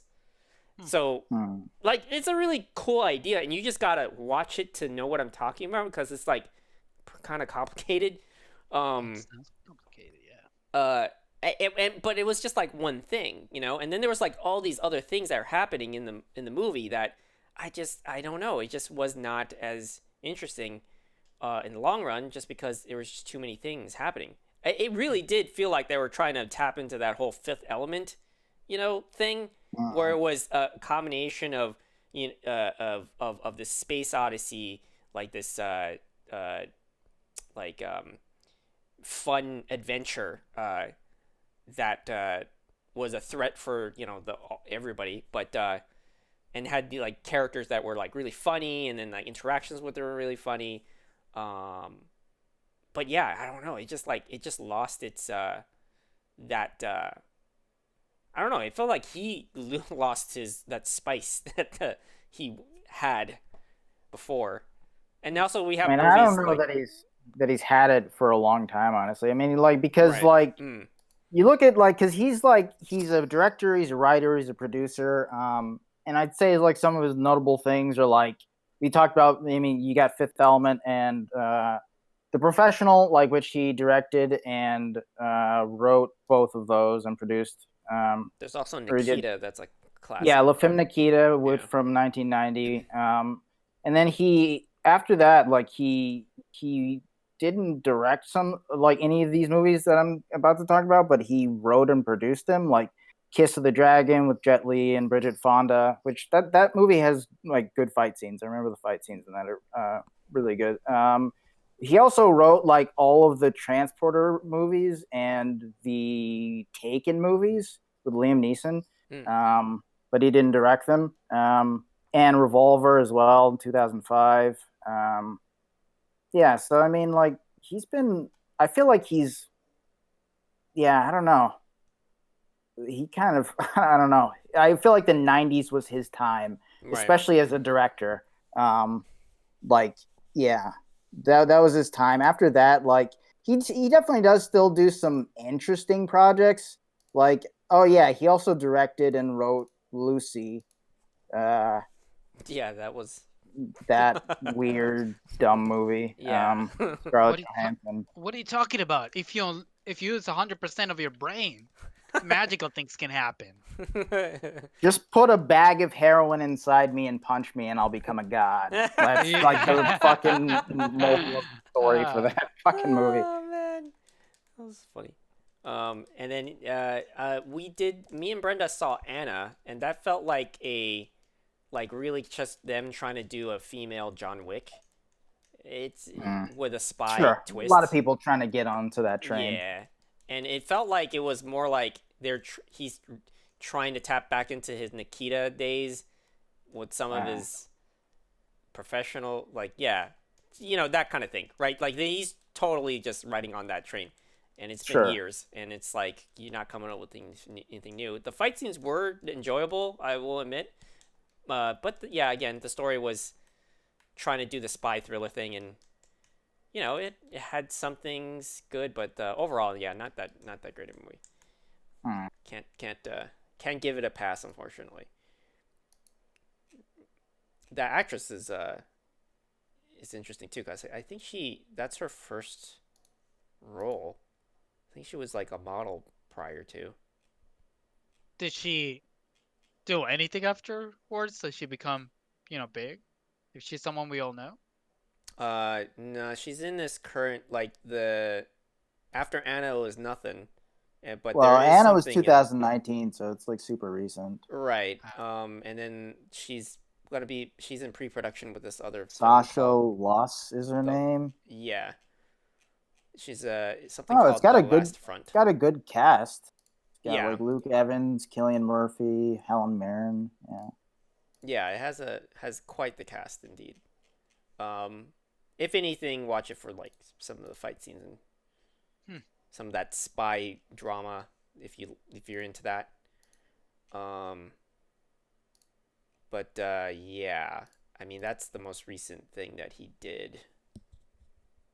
For Luc Besson, that is.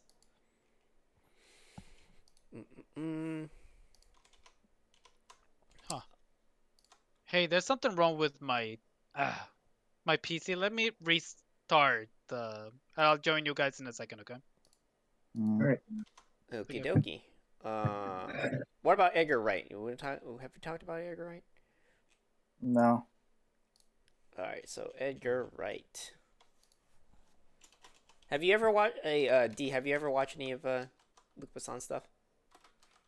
Uh, Didn't even watch all of The Fifth Element. It was one of those movies where I just walked in the Oh yeah, climax and just, yeah. yeah. You Yeah. didn't see the whole thing. Yeah. Gotcha. All right. So let's see what we got here for Edgar Wright. He has quite a bit of stuff here. Haven't seen Dead Right or The Fistful of Fingers. That sounds like some really. Yeah, Fistful of Fingers apparently was his first movie, which I've never seen. I haven't seen 1010 from 2011. He did a lot of directing. He of was supposed to miniseries. direct Ant-Man, the first Ant-Man. Right. That didn't happen. He was like working on it for like 8 years, but he did write it, and he ended up executive producing it as well. And I guess this year he's directing something called The Sparks Brothers, and then he's directing and writing and producing something else called The Last Night in Soho. What is that? No I don't know. idea. A young girl passionate about fashion design is mysteriously able to enter the 1960s, where she encounters her idol, a dazzling wannabe singer. But 1960s London is not what it seems, and time seems to fall apart with shady consequences. Ooh. That's all. He also executive produced Attack on the Block and Sightseers. Attack on Block. Yeah, This is I remember familiar Attack on with Block. it. That one was. Boyega, Yeah, and that's how I got interested. the London Kids. Yeah, that's how I got interested. Fight the aliens. Yeah. Oh. Yeah, that's a good one. And are the aliens like invisible? Were they invisible? I don't. Was remember. that one? Where they were a little bit like, you know, a la the Final Fantasy Spirits Within. You couldn't really see them, but you still had to attack them somehow. I don't remember. I don't think they were invisible. They just had glow in the dark teeth and blood or something. Yeah, they were like furry, like all around furry. Oh, God, furries. With glow in the dark, sharp teeth, and they were like able to climb up like buildings and stuff like that, and it, of course had a lot of strength and stuff. But they came in like in droves. Attack the Block. Yeah. From 2011, yeah. That's so cool because John Boyega name drops Naruto in it, and it's funny. Oh. He's basically the main character. I mean, Yeah. Unlike the movie that shall not be named. But okay, so Edgar Wright, Sean, like I love him for the Cornetto trilogy, which is Shaun of the Dead, Hot Fuzz, and The World's End, and of course Scott Pilgrim versus the World was really fun to watch. That was ahead of its time. I remember talking to some people who were like, didn't get it.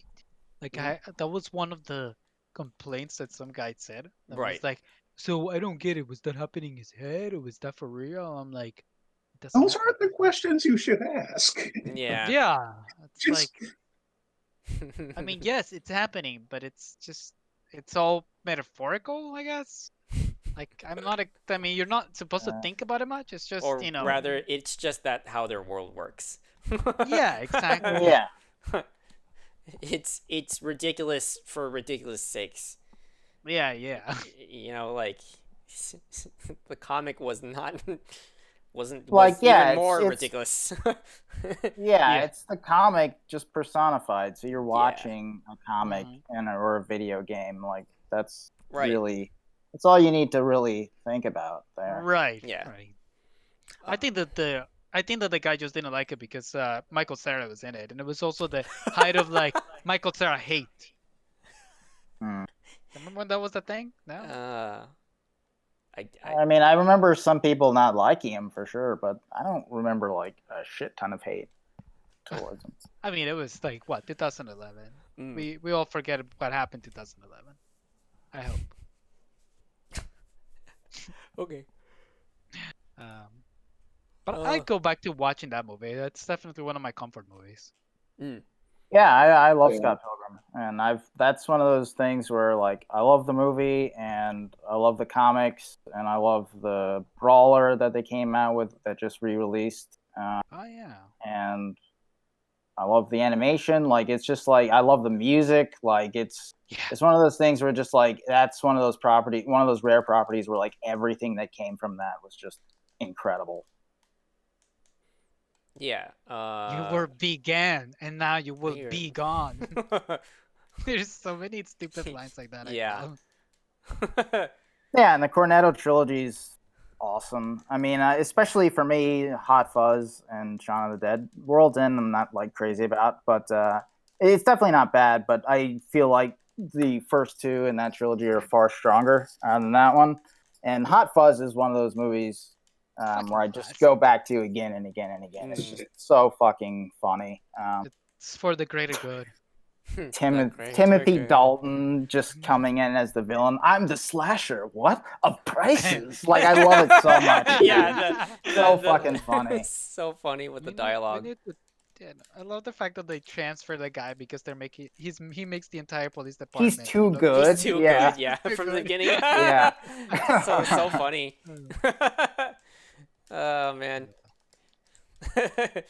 you're too good. We aim for mediocre at best. Yeah. Right, and then there's And the fucking human statue is one of the fucking funniest bits in any movie. Like it's so fucking. Here he is at 2 p.m. and 3 p.m. He just likes the same. he's so like infatuated. Yeah. Oh my god, it's like, how's that a big deal? And he actually is dead, but he's like frozen Yeah. down there. He's like still a statue. Yeah. he's still doing a statue. Like the bit continues even after his death. It's so hilarious. It's so funny. Fucking hilarious. What was it? So yeah, I would say my favorite is by far of his stuff is Shaun of the Dead, and Just because it has your name on it. just because, yeah, sure. Yeah, every time I see that film, I'm like, haha, it's me. And then there's Hot Fuzz and Scott Pilgrim are they're like my top favorite, Yeah. like rewatchable. And We you should know. have a Cornetto trilogy night. I actually, so when the third one came out, me and Brenda went to go see a triple feature of it. So when we first saw the third one is when we saw Shaun of the Dead and Hot Fuzz right before seeing that third one, all in one With go. Jose, right? Yeah, and it was really great. That was a great experience. Yeah. Where is it available? Let's see. But but you know what? Actually, another thing too. I am getting the Scott Pilgrim, like the collection, or the collectors, The whatever. comics? Like not the Or- comics. or- I mean the game. That game is so fucking fun. I love that game Oh, to yeah. death. I played that Yeah. game for hours. Yeah, I remember played we all on played Switch. it back in the day. Yeah. Yeah, it was great. And then this one's coming with all the DLCs and Awesome stuff music like that. in there too, by like Oh, Anna yeah. Monoguchi and stuff. Yes. Oh, see, that's the thing about Scott Pilgrim specifically. It introduced me to like just it introduced me to comic, but it also introduced me to like A lot of different bands and stuff. yeah, the Yeah. bands, and then Brie Larson too. For me Brie was that kind of Larson, my yeah. introduction to her. Yeah. And then you know Honestly, the you can game. stop right there. Yeah. Brie Larson. Just Brie Larson. I would wait. Yeah. That was really good. But yeah, the game, yeah, it's just like that whole thing, like just what a lightning in the bottle, like to have all these different things be so great. Yeah. Is really awesome. I mean, I remember just the fucking intro being in the theaters where it does the 8-bit like Universal thing. It goes Yeah. dun, dun, dun, And you're like, dun, what? dun, and everybody, it was so cool because it's like, Yeah. oh man, like I remember having that as my ringtone on my phone for the Mm. longest time. It's Mm. so good. It's so awesome. Yeah. Loved it. I still listen to the soundtrack of that movie like Yeah. pretty regularly. Me Yeah, too. yeah. That's definitely on my Spotify. Yeah. And then additional is the game that introduced me to that band Anamaguchi. Yeah. Like, man, I love their stuff. It's so good. Yeah. Also another actress, Aubrey Plaza. I like her too. Plays Julie Powers. Oh yeah, Mary Elizabeth Winstead. That's Captain another one. America. Great cast. And You got Chris Evans in there. Yeah, it's awesome. Yeah. You got Mae Anna Whitman, who Kendrick. you probably know as Anne from Arrested Development. Yeah. Her? Her? Yeah. And of course, yeah. It had a great cast for sure. Yeah. Oh yeah. I still, I haven't seen. I'm still Team Knives, by the way. He should have stayed with her. Oh, and that's great about the game, that there's alternate storylines for that, or alternate. And the endings. comic goes like way into Yeah. way further with like Ramona and his relationship and like Right. It doesn't just like stop there. you get background on It's a like very him different and ending his from relationship and the movie. Yeah. And in the game it actually goes like, this is the ending from the movie versus the ending from the comic, and then here's some other endings. Yeah, I would throw say you like off. yeah, you get like cool. You even get like some additional fights in the comics. Like you get a really cool like Ramona versus like Envy fight in the Rock Club. That's like awesome. That Right. like I wish that was in the movie. Yeah, and this 'Cause was it's like actually a really closer cool fight. to the graphic novel that they what was it, the Brie Larson's character. Envy She's- Adams. Yeah, Envy Adams is not dating the bassist. She's dating the drummer, actually. She's a lesbian. Oh yeah. Yeah. And then Yeah. the real fight is actually with the new girlfriend, who's like have cybernetic arms and shit, and she has a whole Yeah. funny like wacky backstory. So overall, it's more grounded than the movie. Sure. Why not? But yeah. I've just No, never also you read get the to graphic novels. knives. You get if you play the game, there's actually secret boss fight where you fight Knives' father, because like Oh. in the Oh yeah. comic, Yeah, he appears in the comic. he appears in the comic, and he's like a big deal too, because he just broke her heart and whatnot, and now he's hunting that guy down. But it's a really cool fight. It's like so like classic samurai-esque, a field of leaves, or the field of field of grass, sorry, like tall grass. Right. And then With the leaves blowing. Yeah. yeah, and then like he's like some epic sword fighter, so like you're just outmatched, and it's like one of the harder fights in the game. But if you defeat him, you get Knives as your, either as a playable character or like an assist or something. Yeah. It's so good. Like, and that's just like a small thing. They like do so much more with the game that I love so much about. Yeah. Difficulty we all is have really up there, too. Switches. We could all play it on the Switch. Yeah, I actually did get it for the Switch. That's the nice. one I got it for. I actually so they do they're doing limited. There's this shop or this online store called Limited Limited run. Run, yeah. And I got the deluxe version. So it got me the original soundtrack, and also, like, no one ever uses this, but like an actual little mixtape of a playable mixtape of Animo Noguchi, the entire soundtrack in there.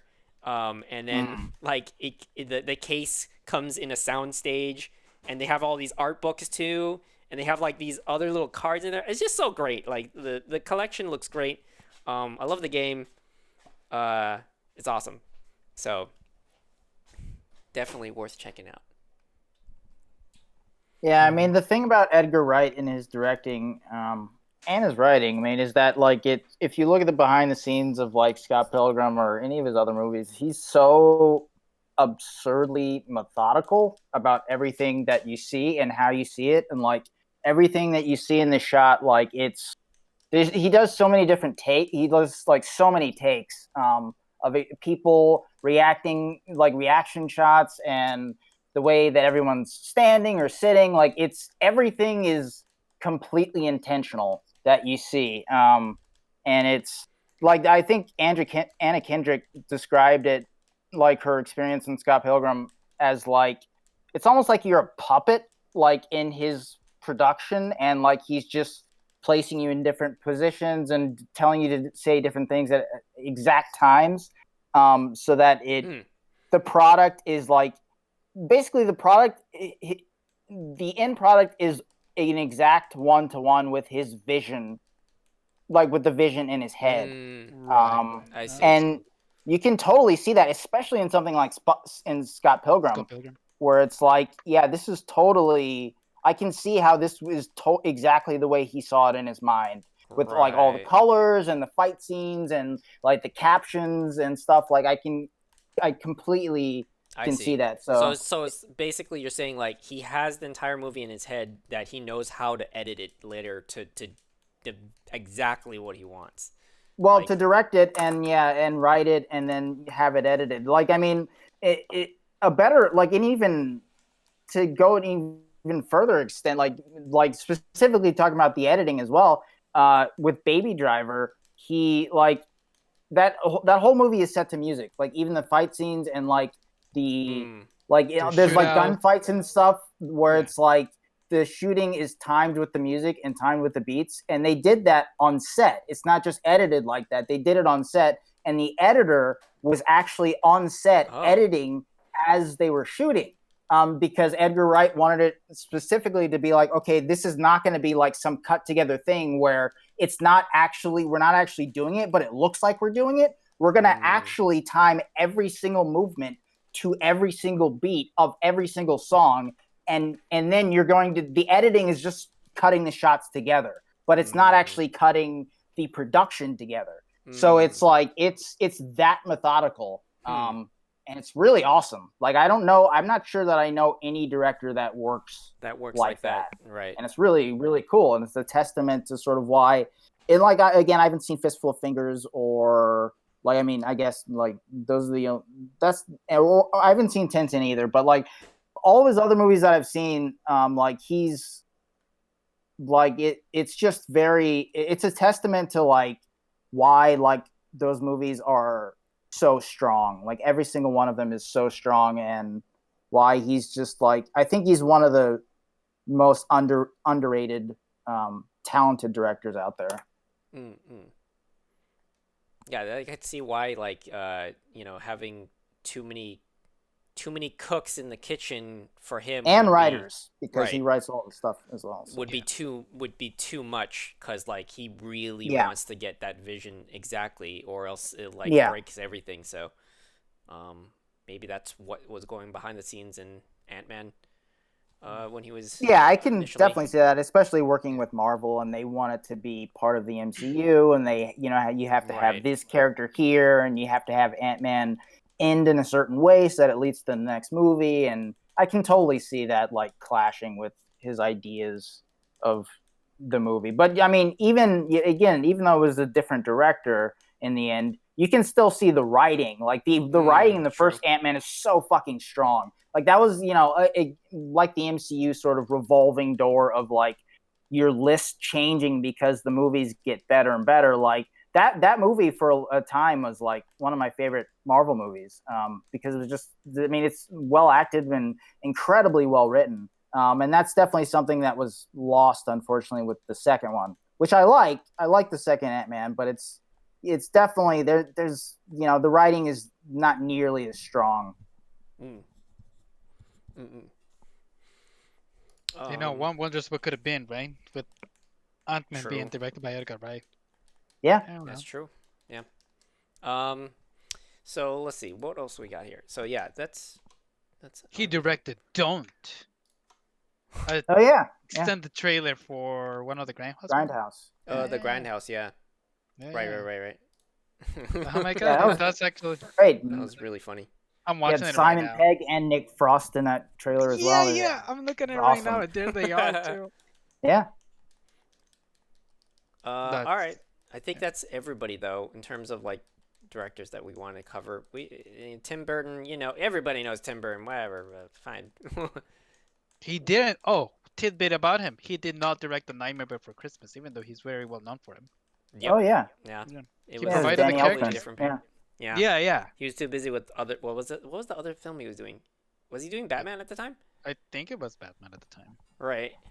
It was just more Yeah, like it his must have been Batman original Returns. creative vision, and he had to give it to somebody. I forget who it was, but somebody else. Danny Elfman. I mean, Yeah. who's known for his music, but yeah, Yeah. he did direct that movie. And the Tim director- Burton only produced it. Like Mhm. he Yeah. gets a lot Well, of credit for that movie, and some of it's deserved, but a lot of it is not.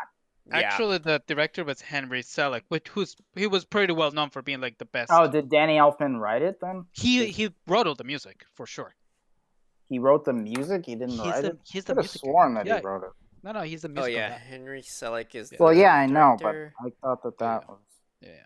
But they were in super close collaboration for sure. Right. I think there was like the reason why it can be easily like skewed is because they all had to wear multiple hats just to make the whole thing happen. It sounded like it was pretty stressful to pull off too. Cause I mean that movie is like the kind of thing where like every single second of animation takes days, if not Right. weeks, to make. yeah.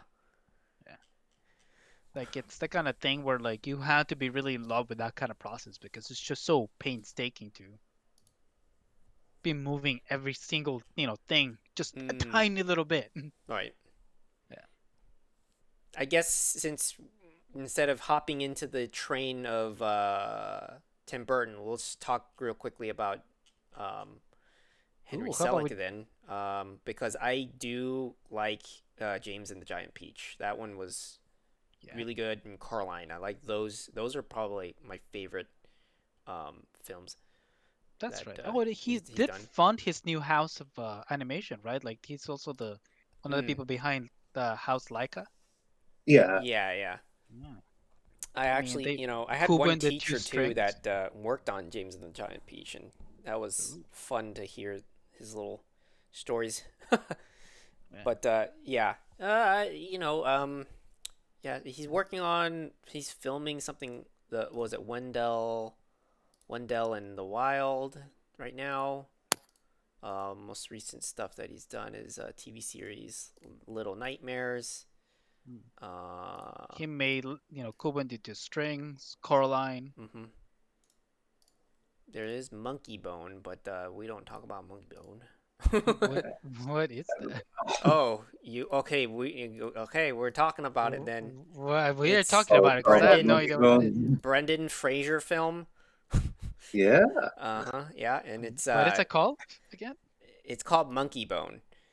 And the story goes, in a coma, cartoonist finds himself trapped within his own underground creation and must find a way to get back while racing against his popular but treacherous character, Monkey Bone.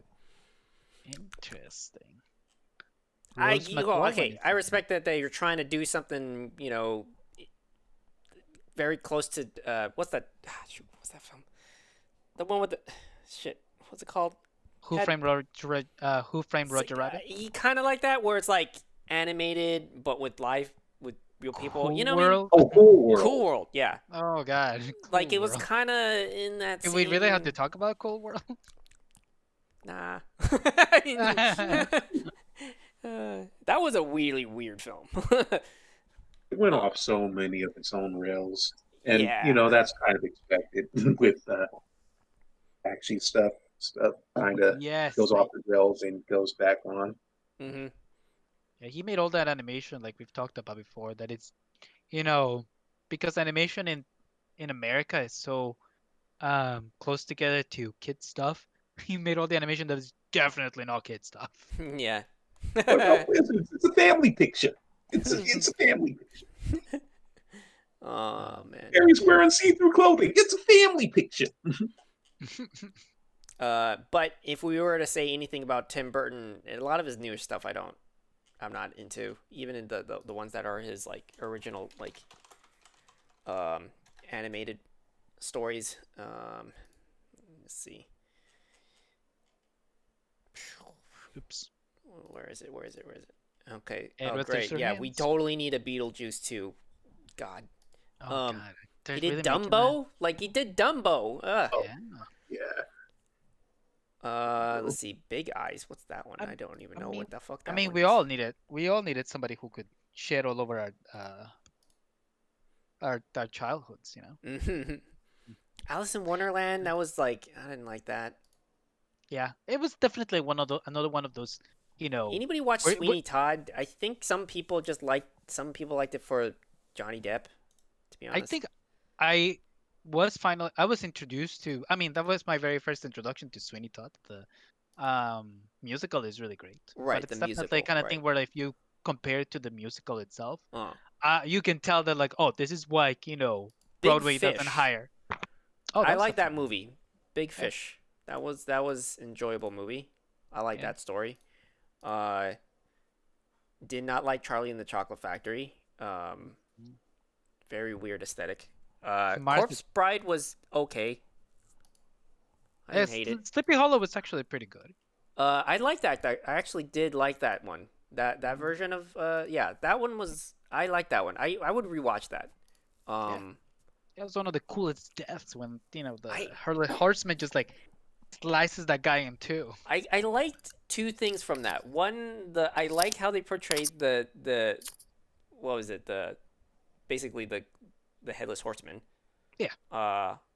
Was interesting. It was like using, I don't know why I get hung up with it, but the fact that the way he was like fighting with an axe and a sword. But then that's not like, who cares about that? That's like nothing, right? Not a big deal. It was a cool portrayal. It was of just like, more I mean, cool it's- portrayal, yeah. But then Yeah. there's like, I like that the twist with the witches. That was interesting, and then I do like the main character, like his use of science or like supposed Right. science. But, yeah. It's the typical Tim Burton, hero. He's an Right. outsider that people don't really understand, but he's got his own way of doing things. Everybody thinks it's wacky. Right. It's What about wacky Mars science Attacks? of his. Mars Attacks is one that he directed. Yeah. That one Talking was, about Tim Burton? Huh? yeah. We I guess kinda that bounced we back. are talking about. Yeah, we now, kind of right? bounced back. I see. Yeah, just to at least mention some of the stuff. Mars Attacks. I mean, I did enjoy that for the time. That movie sucks. Yeah. It was always Yeah. bad. I watched it in theaters and I remember look even as a back and kid, I'm it's like, like, "This fucking yeah, I terrible." understand. I honestly Um, can't remember it. I probably watched it. I can't remember anything. It was just zany. Like that's what I remember the most. The weirdest like situations. It's like bizarre. And then he Yeah, did. I like Sleepy Hollow for the aesthetic the most. I think that movie is shot incredibly well. And Walken as the Horseman is Yes. fitting, I guess. Him of all people as the Headless Horseman. Right. Right. And sort of the way they reversed the roles of like, Ichabod Crane not being the Headless Horseman but being Johnny Depp's character was interesting, I guess. I don't really know why they did that, but like I think Ichabod it is- was always the cowardly kind of guy. The Headless Horseman was always just the headless. really, horseman. because I've always heard Ichabod Crane being referenced as the Headless Horseman. I think it's because of the Disney film. That was the very first mention that I know of the Headless Horseman. What And Disney Ichabod. film? There's a Disney animated movie that's just Ichabod. What's it called? Let me see. Ichabod. I'm reading it right Ichabod now. Crane. So fictional Yeah. character, protagonist. Yeah, Washington you're right, Irving's he is, yeah. Short story. Legend of Sleepy Hollow. That's interesting. I've always heard it as him being the Headless Horseman. That would be actually kind of a cool twist too. Turns out know, he right? was the one the whole time. I mean, I guess I was just always like, every time anybody makes a joke or anything on like shows or something, and they reference like the Headless Horseman, like with the pumpkin head being Ichabod Crane. So it's weird. Huh. It might be the kind of thing that it's going the same way as the Frankenstein, where everybody thinks that Frankenstein is Yeah. a monster in the Oh. book. Yeah. What's that called? The Mandela effect? Is that what it's called? It's no, where you think everybody is in agreement that is what happened, but when you do the research, it was never the case. If you ever look up the Mandela effect, that you'll get it. No, I understand. I mean, it's Yeah, I like understand what you're when saying. people say like, "Oh, it's the Berenstain Bears," and it's Yeah, It right. just gets Berenstain muddled in Bears. history. Yeah, muddled in history, Yeah. exactly. Yeah. Yes. The two characters start blending. Yeah. I mean, we're totally not gonna have that same story happen about a certain insurrection that happened this past January, Yep, years to come. that's true. Yeah, that can easily be happening. Yeah. Misinformation is so easily twisted these days. Yeah. Um, But on less scary things, there's Planet of the Apes that Tim Burton did too. I had no idea. I mean, I said Can you- less scary, man. I never bothered watching that movie.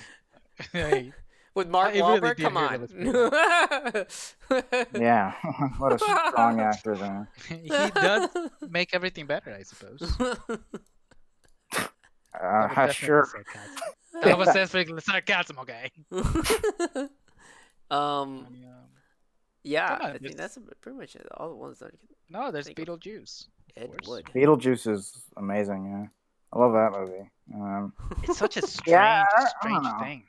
Where did Beetlejuice even come from? Like, was it a Like book? the Was it original a comic? concept? Yeah, That's a good question.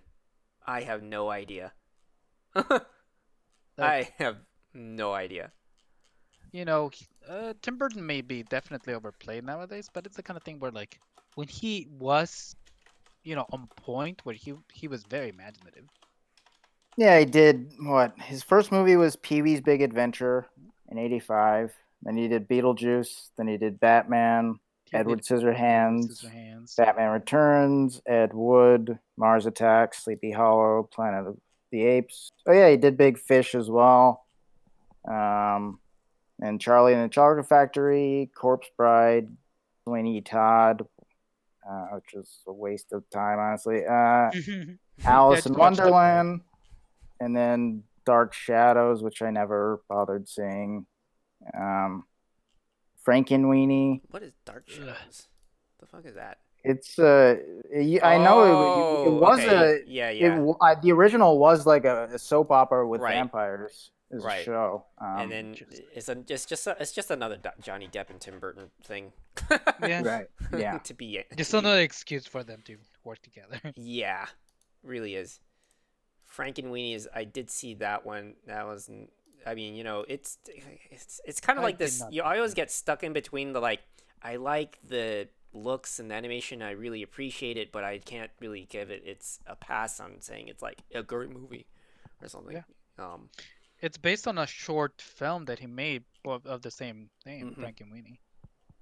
Yeah. And I guess he just wanted to make it into a full feature. I also think another thing too with the Edward Scissorhands is that if you watch that, you it feels like that some of Frankenweenie is combining some of his films as if they're in the same place, if that makes sense. Because the neighborhood that the character's growing up, it's like this is a lot like this looks exactly like the same neighborhood in Edward Scissorhands. And then some of the name drops and stuff. It's like it's nice little Easter eggs, but it doesn't mean it doesn't help the story. Hey man, maybe someday we're gonna have the Tim Burton, universe. Oh god. Yeah. I feel like that's totally possible. Some Yeah. fandom Edward hot Scissorhands topic with the hot topic group is gonna be like, yes, that's what we want. And they're Edward like, throw their Scissorhands, hands. teams up with Beetlejuice to take down Frankenweenie. I can see that. Yeah, I'd say like Beetlejuice or Batman Returns are probably like my two favorite movies from him. Batman Returns, I love that movie dearly, and I think that it's better than the '89 Batman for sure. But I also think that it's like the best portrayal of Gotham on film to date. Like I think that it makes that city it's like wacky, but it's also really morbid and creepy. And yeah, I love the portrayal of even weird origins of fucking Catwoman and stuff, where she falls off the building and the cat's bite her enough so that she just, for whatever reason, comes back that way. Like things where it's like it doesn't really make sense at all, but it works, and it just has it's another one that's like also just the cinematography is very, very well done. And the fact that the whole thing like takes place in like the snowy Gotham, and it's really very, it's a great movie. Still one of my favorite Batman movies. It definitely was my favorite for a while, I think, until like Batman Begins and like Dark Knight came out. But yeah, Beetlejuice is another, it's a great one. It's sort of another like one where it's like it's sort of whimsical, but it's also like morbid and violent in a lot of ways. And it's kind of like I don't know, like, because it was made in '88, but like I don't know if that was marketed to children, but it's not really a movie for kids, Right. even though it seems like it would be, or it seems like it should be even. But yeah, I'm not like, I mean, looking at his entire filmography, like Tim Burton, he's a very mixed bag for me. Of a director. Like he definitely, like, I think earlier in his career, I think like a lot of these directors, or some of them, like I think earlier in his career was far more interesting than later. Yeah, Like I think like since 2000, maybe even since, yeah, I guess since like 2000, like I liked Big Fish a lot. I liked Corpse Bride. I think that, and I think like everything else since then has been like not. He's just been making memorable. a lot of like really, production line type of movies. Like, yeah. They all feel like they've just been manufactured with the Tim Burton, Oh yeah, like flavors. they're Seal of basically approval. pasting. Yeah, they're just pasting a name into it, right? Yeah. Yeah. It does feel like I that for sure, I think yeah. he even is hyper aware of it himself. I'm pretty sure he's like, maybe to some degree he feels guilty some way, but then when he looks at the check, he's like, okay, maybe the evil's the evil's justified here. I'm sure he's wiping away those tears with $100 bills. Yeah. He's just like thinking in his head, like, I'm just like to kind of like justify as like, hey, I got to do this so I could produce my real stuff, so go watch my real stuff. What? I mean, where is that? Where is that? Yeah. Like I would like to know, still, honestly. I would honestly like to know his reasoning. If it's actually that, if it's just a cash grab, or if it's like he's actually trying and it's just like he's kind of lost his flair. Because yeah, I mean, like, or he's even trying to escape from the fact that his association so deep with that aesthetic, if you know what I mean. Like it's so, like, you think Tim Burton, you think Johnny Depp, and you think that dark kind of gothic, like, right, the German expressionism thing. And like, and he wants to escape it, so he every so often does something completely just like not even close to that. He directs the next Tyler Perry movie. I feel like Big Fish feel like that doesn't feel like his film. You know what I mean? It's based on I know. That's, and it's, I mean, yeah, it's definitely an adaptation, but like even then, like even as like a director, like his directing, it doesn't feel like him at all. Right.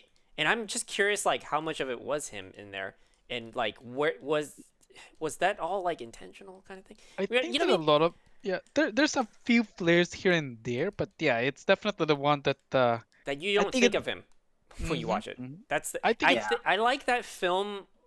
For it, I literally didn't know that he directed it. Like, I watched the film not knowing any of that, and now thinking about it, it was like I enjoyed the film as the film, right? Whereas, like, I come to expect Tim Burton whenever I go see a Tim Burton film. You know what I mean? And it kind of makes my perception maybe unfair to judge. I don't know. Like, I don't know. I think it might also be the kind of movie where Tim Burton was definitely working out his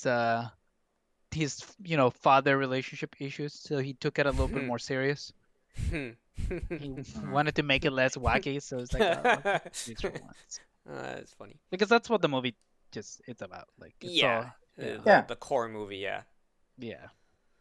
But Good if movie, anybody hasn't seen it, definitely watch it. It's definitely a good film. Yeah, yeah. It's worth it.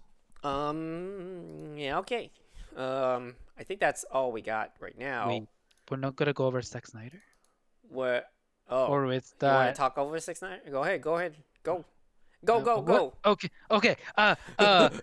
Well, Dawn of the Dead, best of his movies ever. Mm-hmm. I really like that movie, Dawn of the Dead. Not the original, obviously, though. One from Yeah, 2004, 2004. 2005. Yeah. He directed it from a script by James Gunn. So Mm-hmm. that was like the perfect combination. I think that's one of his better projects because because it was also a lower budget type of movie where he was able to just make the most out of that material. Watched it a couple of days ago, and I had a lot of fun watching it. There wasn't a lot of visual flair to it, but it was well done. Yeah. It was before. Yeah, I guess it was. enjoyed it. Yeah. It was before he started directing all the stuff like 300. I mean, he made his That name was out his of first movie. movies like 300. Yeah. Oh, that was his first movie. Mm-hmm. Oh, cool. Yeah, it's before 300 and Watchmen and Sucker Punch and Man of Steel and all that shit. Yeah. I mean, is that all you wanted to say about him? I mean, I would think that you guys would have stronger opinions about him. Sucker Punch, for example.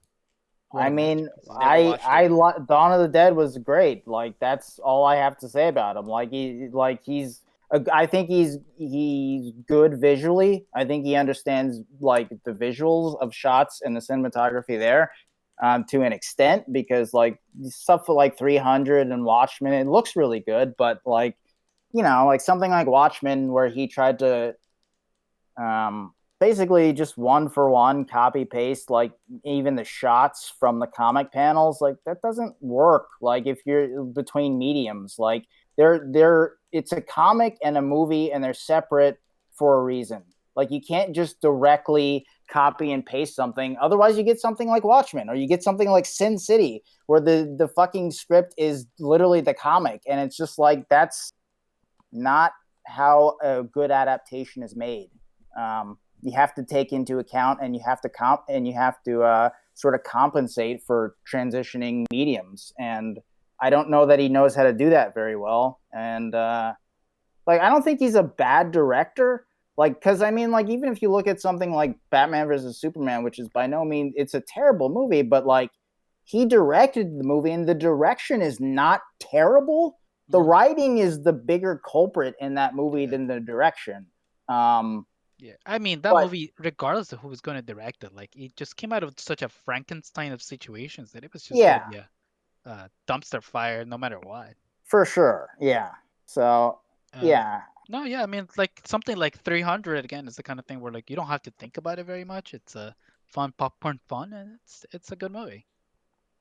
It had its own visual flair, its own visual style that that's something I can respect. It's a good like. I don't know, like, I don't know how to explain it. It's a good like moving painting, I will say. I don't know if it's a good movie, but it's like it's nice to watch. Like it's nice to look at. Right. Yeah. I mean, this ain't this isn't it isn't high art, but it's no. I mean, not that it has to be, but it's exactly. It's again, I think his strengths lie in visuals, and I do think. I think there's some truth to what you were saying, Carlos, in terms of like his budget. Like, I think maybe I would like to see something like where he was working today with a budget like Dawn of the Dead. Like, I would like to see where he would maybe if he functions better that way, because some directors do function better when they're almost restricted. When they have restrictions, sometimes like creativity comes out of that where you have to make compromises, and sometimes you get a better product. Yeah. Because like all of it, like literally after Dawn of the Dead, like all of his movies are big budget, and you can immediately see the decrease in quality. So yeah, he just needs to get paired up with somebody that knows the writing and the story better than he does, because he definitely cannot write for the life of him. I have not seen anything that he was involved in the writing that was substantial. Well, I mean, like, yeah, the only things he's written, he wrote 300, he wrote Sucker Punch, he wrote the 300 sequel, which I didn't know, and he wrote something that's coming out this year called Army of the Dead. So most of his like bigger movies he hasn't actually written, but yeah, like I don't think he's like cognizant of it. So basically, if he has a bad writer, then it's just not gonna. He can't out direct. Make the visuals so good that we forget that the writing is dookie. Speaking of writing, who wrote Superman and the Batman vs Superman? Because it wasn't him, right? He just directed those. Yeah, it wasn't him. It was David S. Goyer and Chris Terrio, which right. They, to their defense, have written good stuff before. It's just that David S. Goyer in particular, yeah, he's also, I mean, like he's a good writer and he's a good producer as well. He just probably wasn't the best friend of the material at hand. Yeah, and I don't know the involvement of DC in it as well and what they wanted from the movie. Pushing their own agenda for the investors. We already know. I mean, we all know how like they've always been. Until I guess recently they've been more like it's been less catering towards the fans and more towards the investors, and that's been obvious throughout the entire movie, throughout most of the movies. Whereas recently, since like Aquaman and Wonder Woman, I think Wonder Woman is really the one to push it, where it's like, oh yeah, where they came out with a press release where they're like, oh yeah, you know what, we should be working on more character focused movies, like instead of Justice League immediately. And it's just like, yeah, I mean, that's what everyone has been saying since the beginning. Like, you're trying to emulate the Avengers without having the movies that set up each individual Avenger beforehand, and you're working backwards, and that just doesn't work. And like obviously, so like now they're doing Shazam and they're doing these other one character movies, which is the way they should have done it in the first place. So yeah. I think Dawn of Justice was the epitome of sort of of the wrong way to go about building out a superhero. I've tried to watch the movie so many times and I get bored within the next 10 to 15 minutes.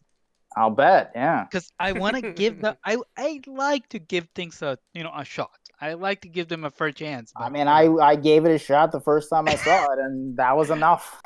But at least you got through it. I haven't given it past the first 15 minutes. I was in the theater, like I had nowhere else to go.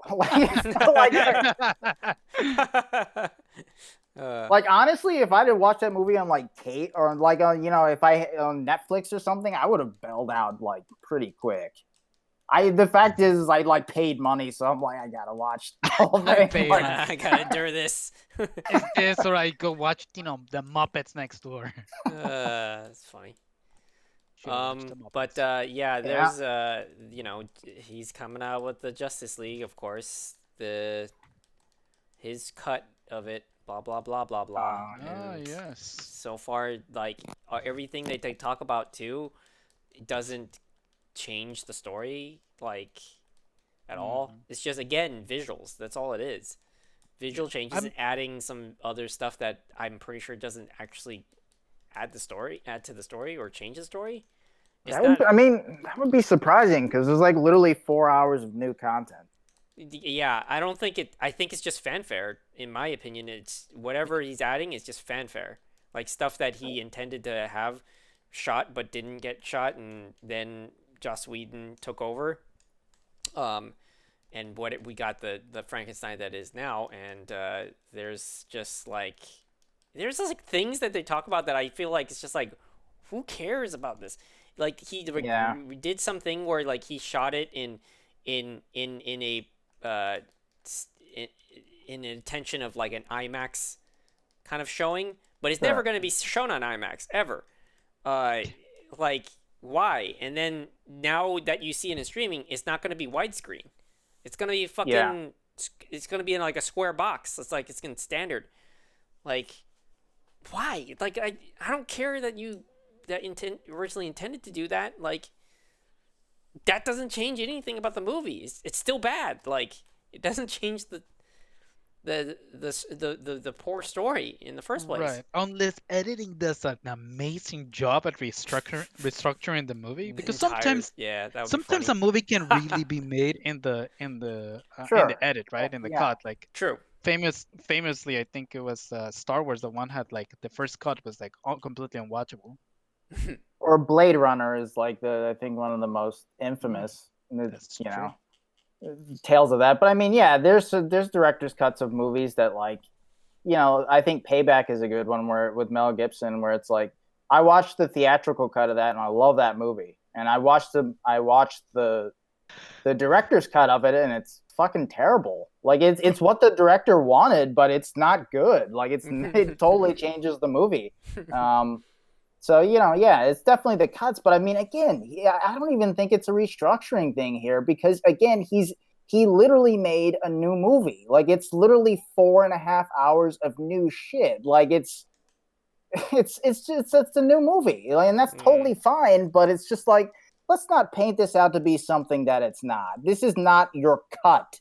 Like, you didn't just leave out 4.5 hours of stuff of an already close to 3-hour movie. Like there's no fucking way in hell. So it's just he basically refilmed it basically. Yeah, and that's totally fine.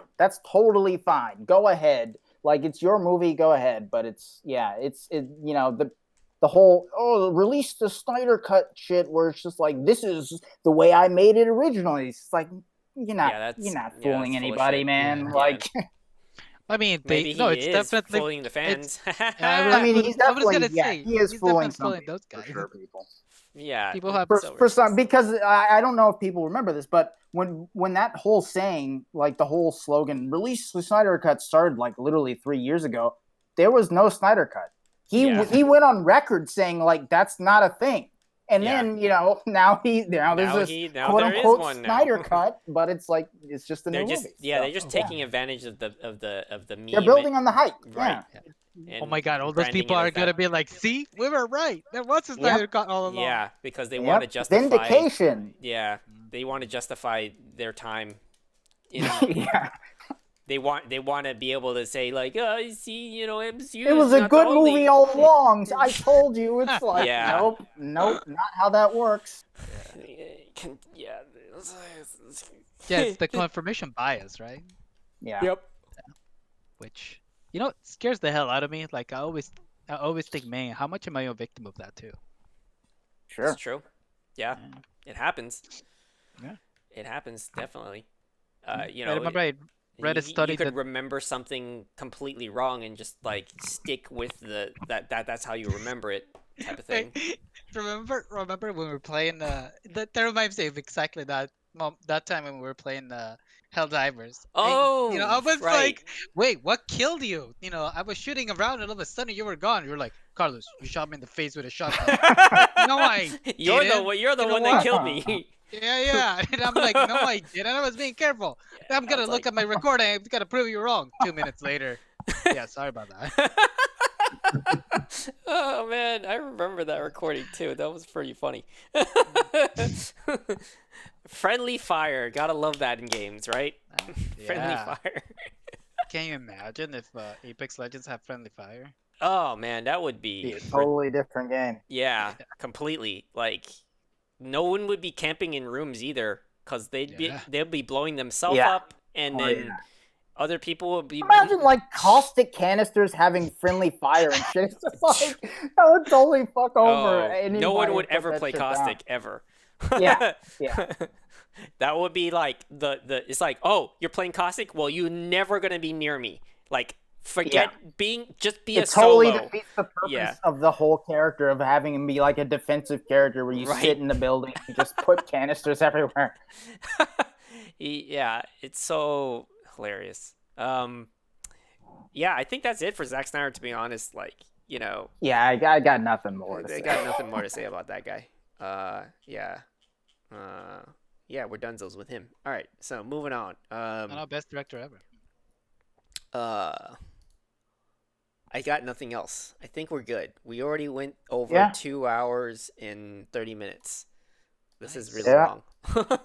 All right. Sorry, everyone. At this point, they're not even listening. They're No probably one's listening in the first place. they like listen like 15 minutes in, and that's it at best. That's our bar, and we can't even reach Being that. So. generous, yeah. Well, you know what they say. It's about quantity and not quality. Yeah. All right, but next time we'll have some good laughs talking about some filmographies. We're gonna go over probably some Eddie Murphy's and Wesley Snipes. Well, edit Murphy. Edit Murphy, yeah. Yeah. Let me change that, Eddie, and then Adam Sandler. We'll probably be playing Apex on the Switch. By We'll that talk about how time. great that experience is. I will Right, not. But totally. You can tell me about it. We'll I'm join his. definitely gonna We'll tell you join about his it. match. Yes. How about that? please, We'll please. cross-play. Well, I'm sure we'll know about it when we play with you. Yeah. I'm sure we'll know exactly how We'll that be like experience running into goes. the future, and you're like still like, what's going on? We'll see. When you do a The turn, match started, guys. We're already dead. It doesn't matter. that could be that too. To be fair, I watched that little trailer they put on the Nintendo Direct. God, that wasn't even you a know, trailer. it That was like nothing. Yeah, and it was like a little teaser, but it looked good. Like it didn't look like it sacrificed a lot. I'm sure it's gonna be running at 720p at the most. I'm, And probably dipping, well Yeah. below. can't We'll really see. put your bets on a curated little trailer like that. Good Not point. until you actually see a gameplay where there's an actual fight, and there's like 5 or no, like even crazier, 10 teams at the final circle trying to all like run to the middle, throwing grenades. Yeah. And I shooting. know that makes my PS4 Chug. cry. Yeah. Yeah.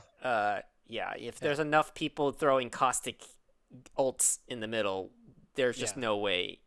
Yeah, the FPS is gonna drop. Yeah. Which, to be fair, like I've even played on my PC, and I can, play it nicely at 120 frames per second, and I've seen it chug here and there.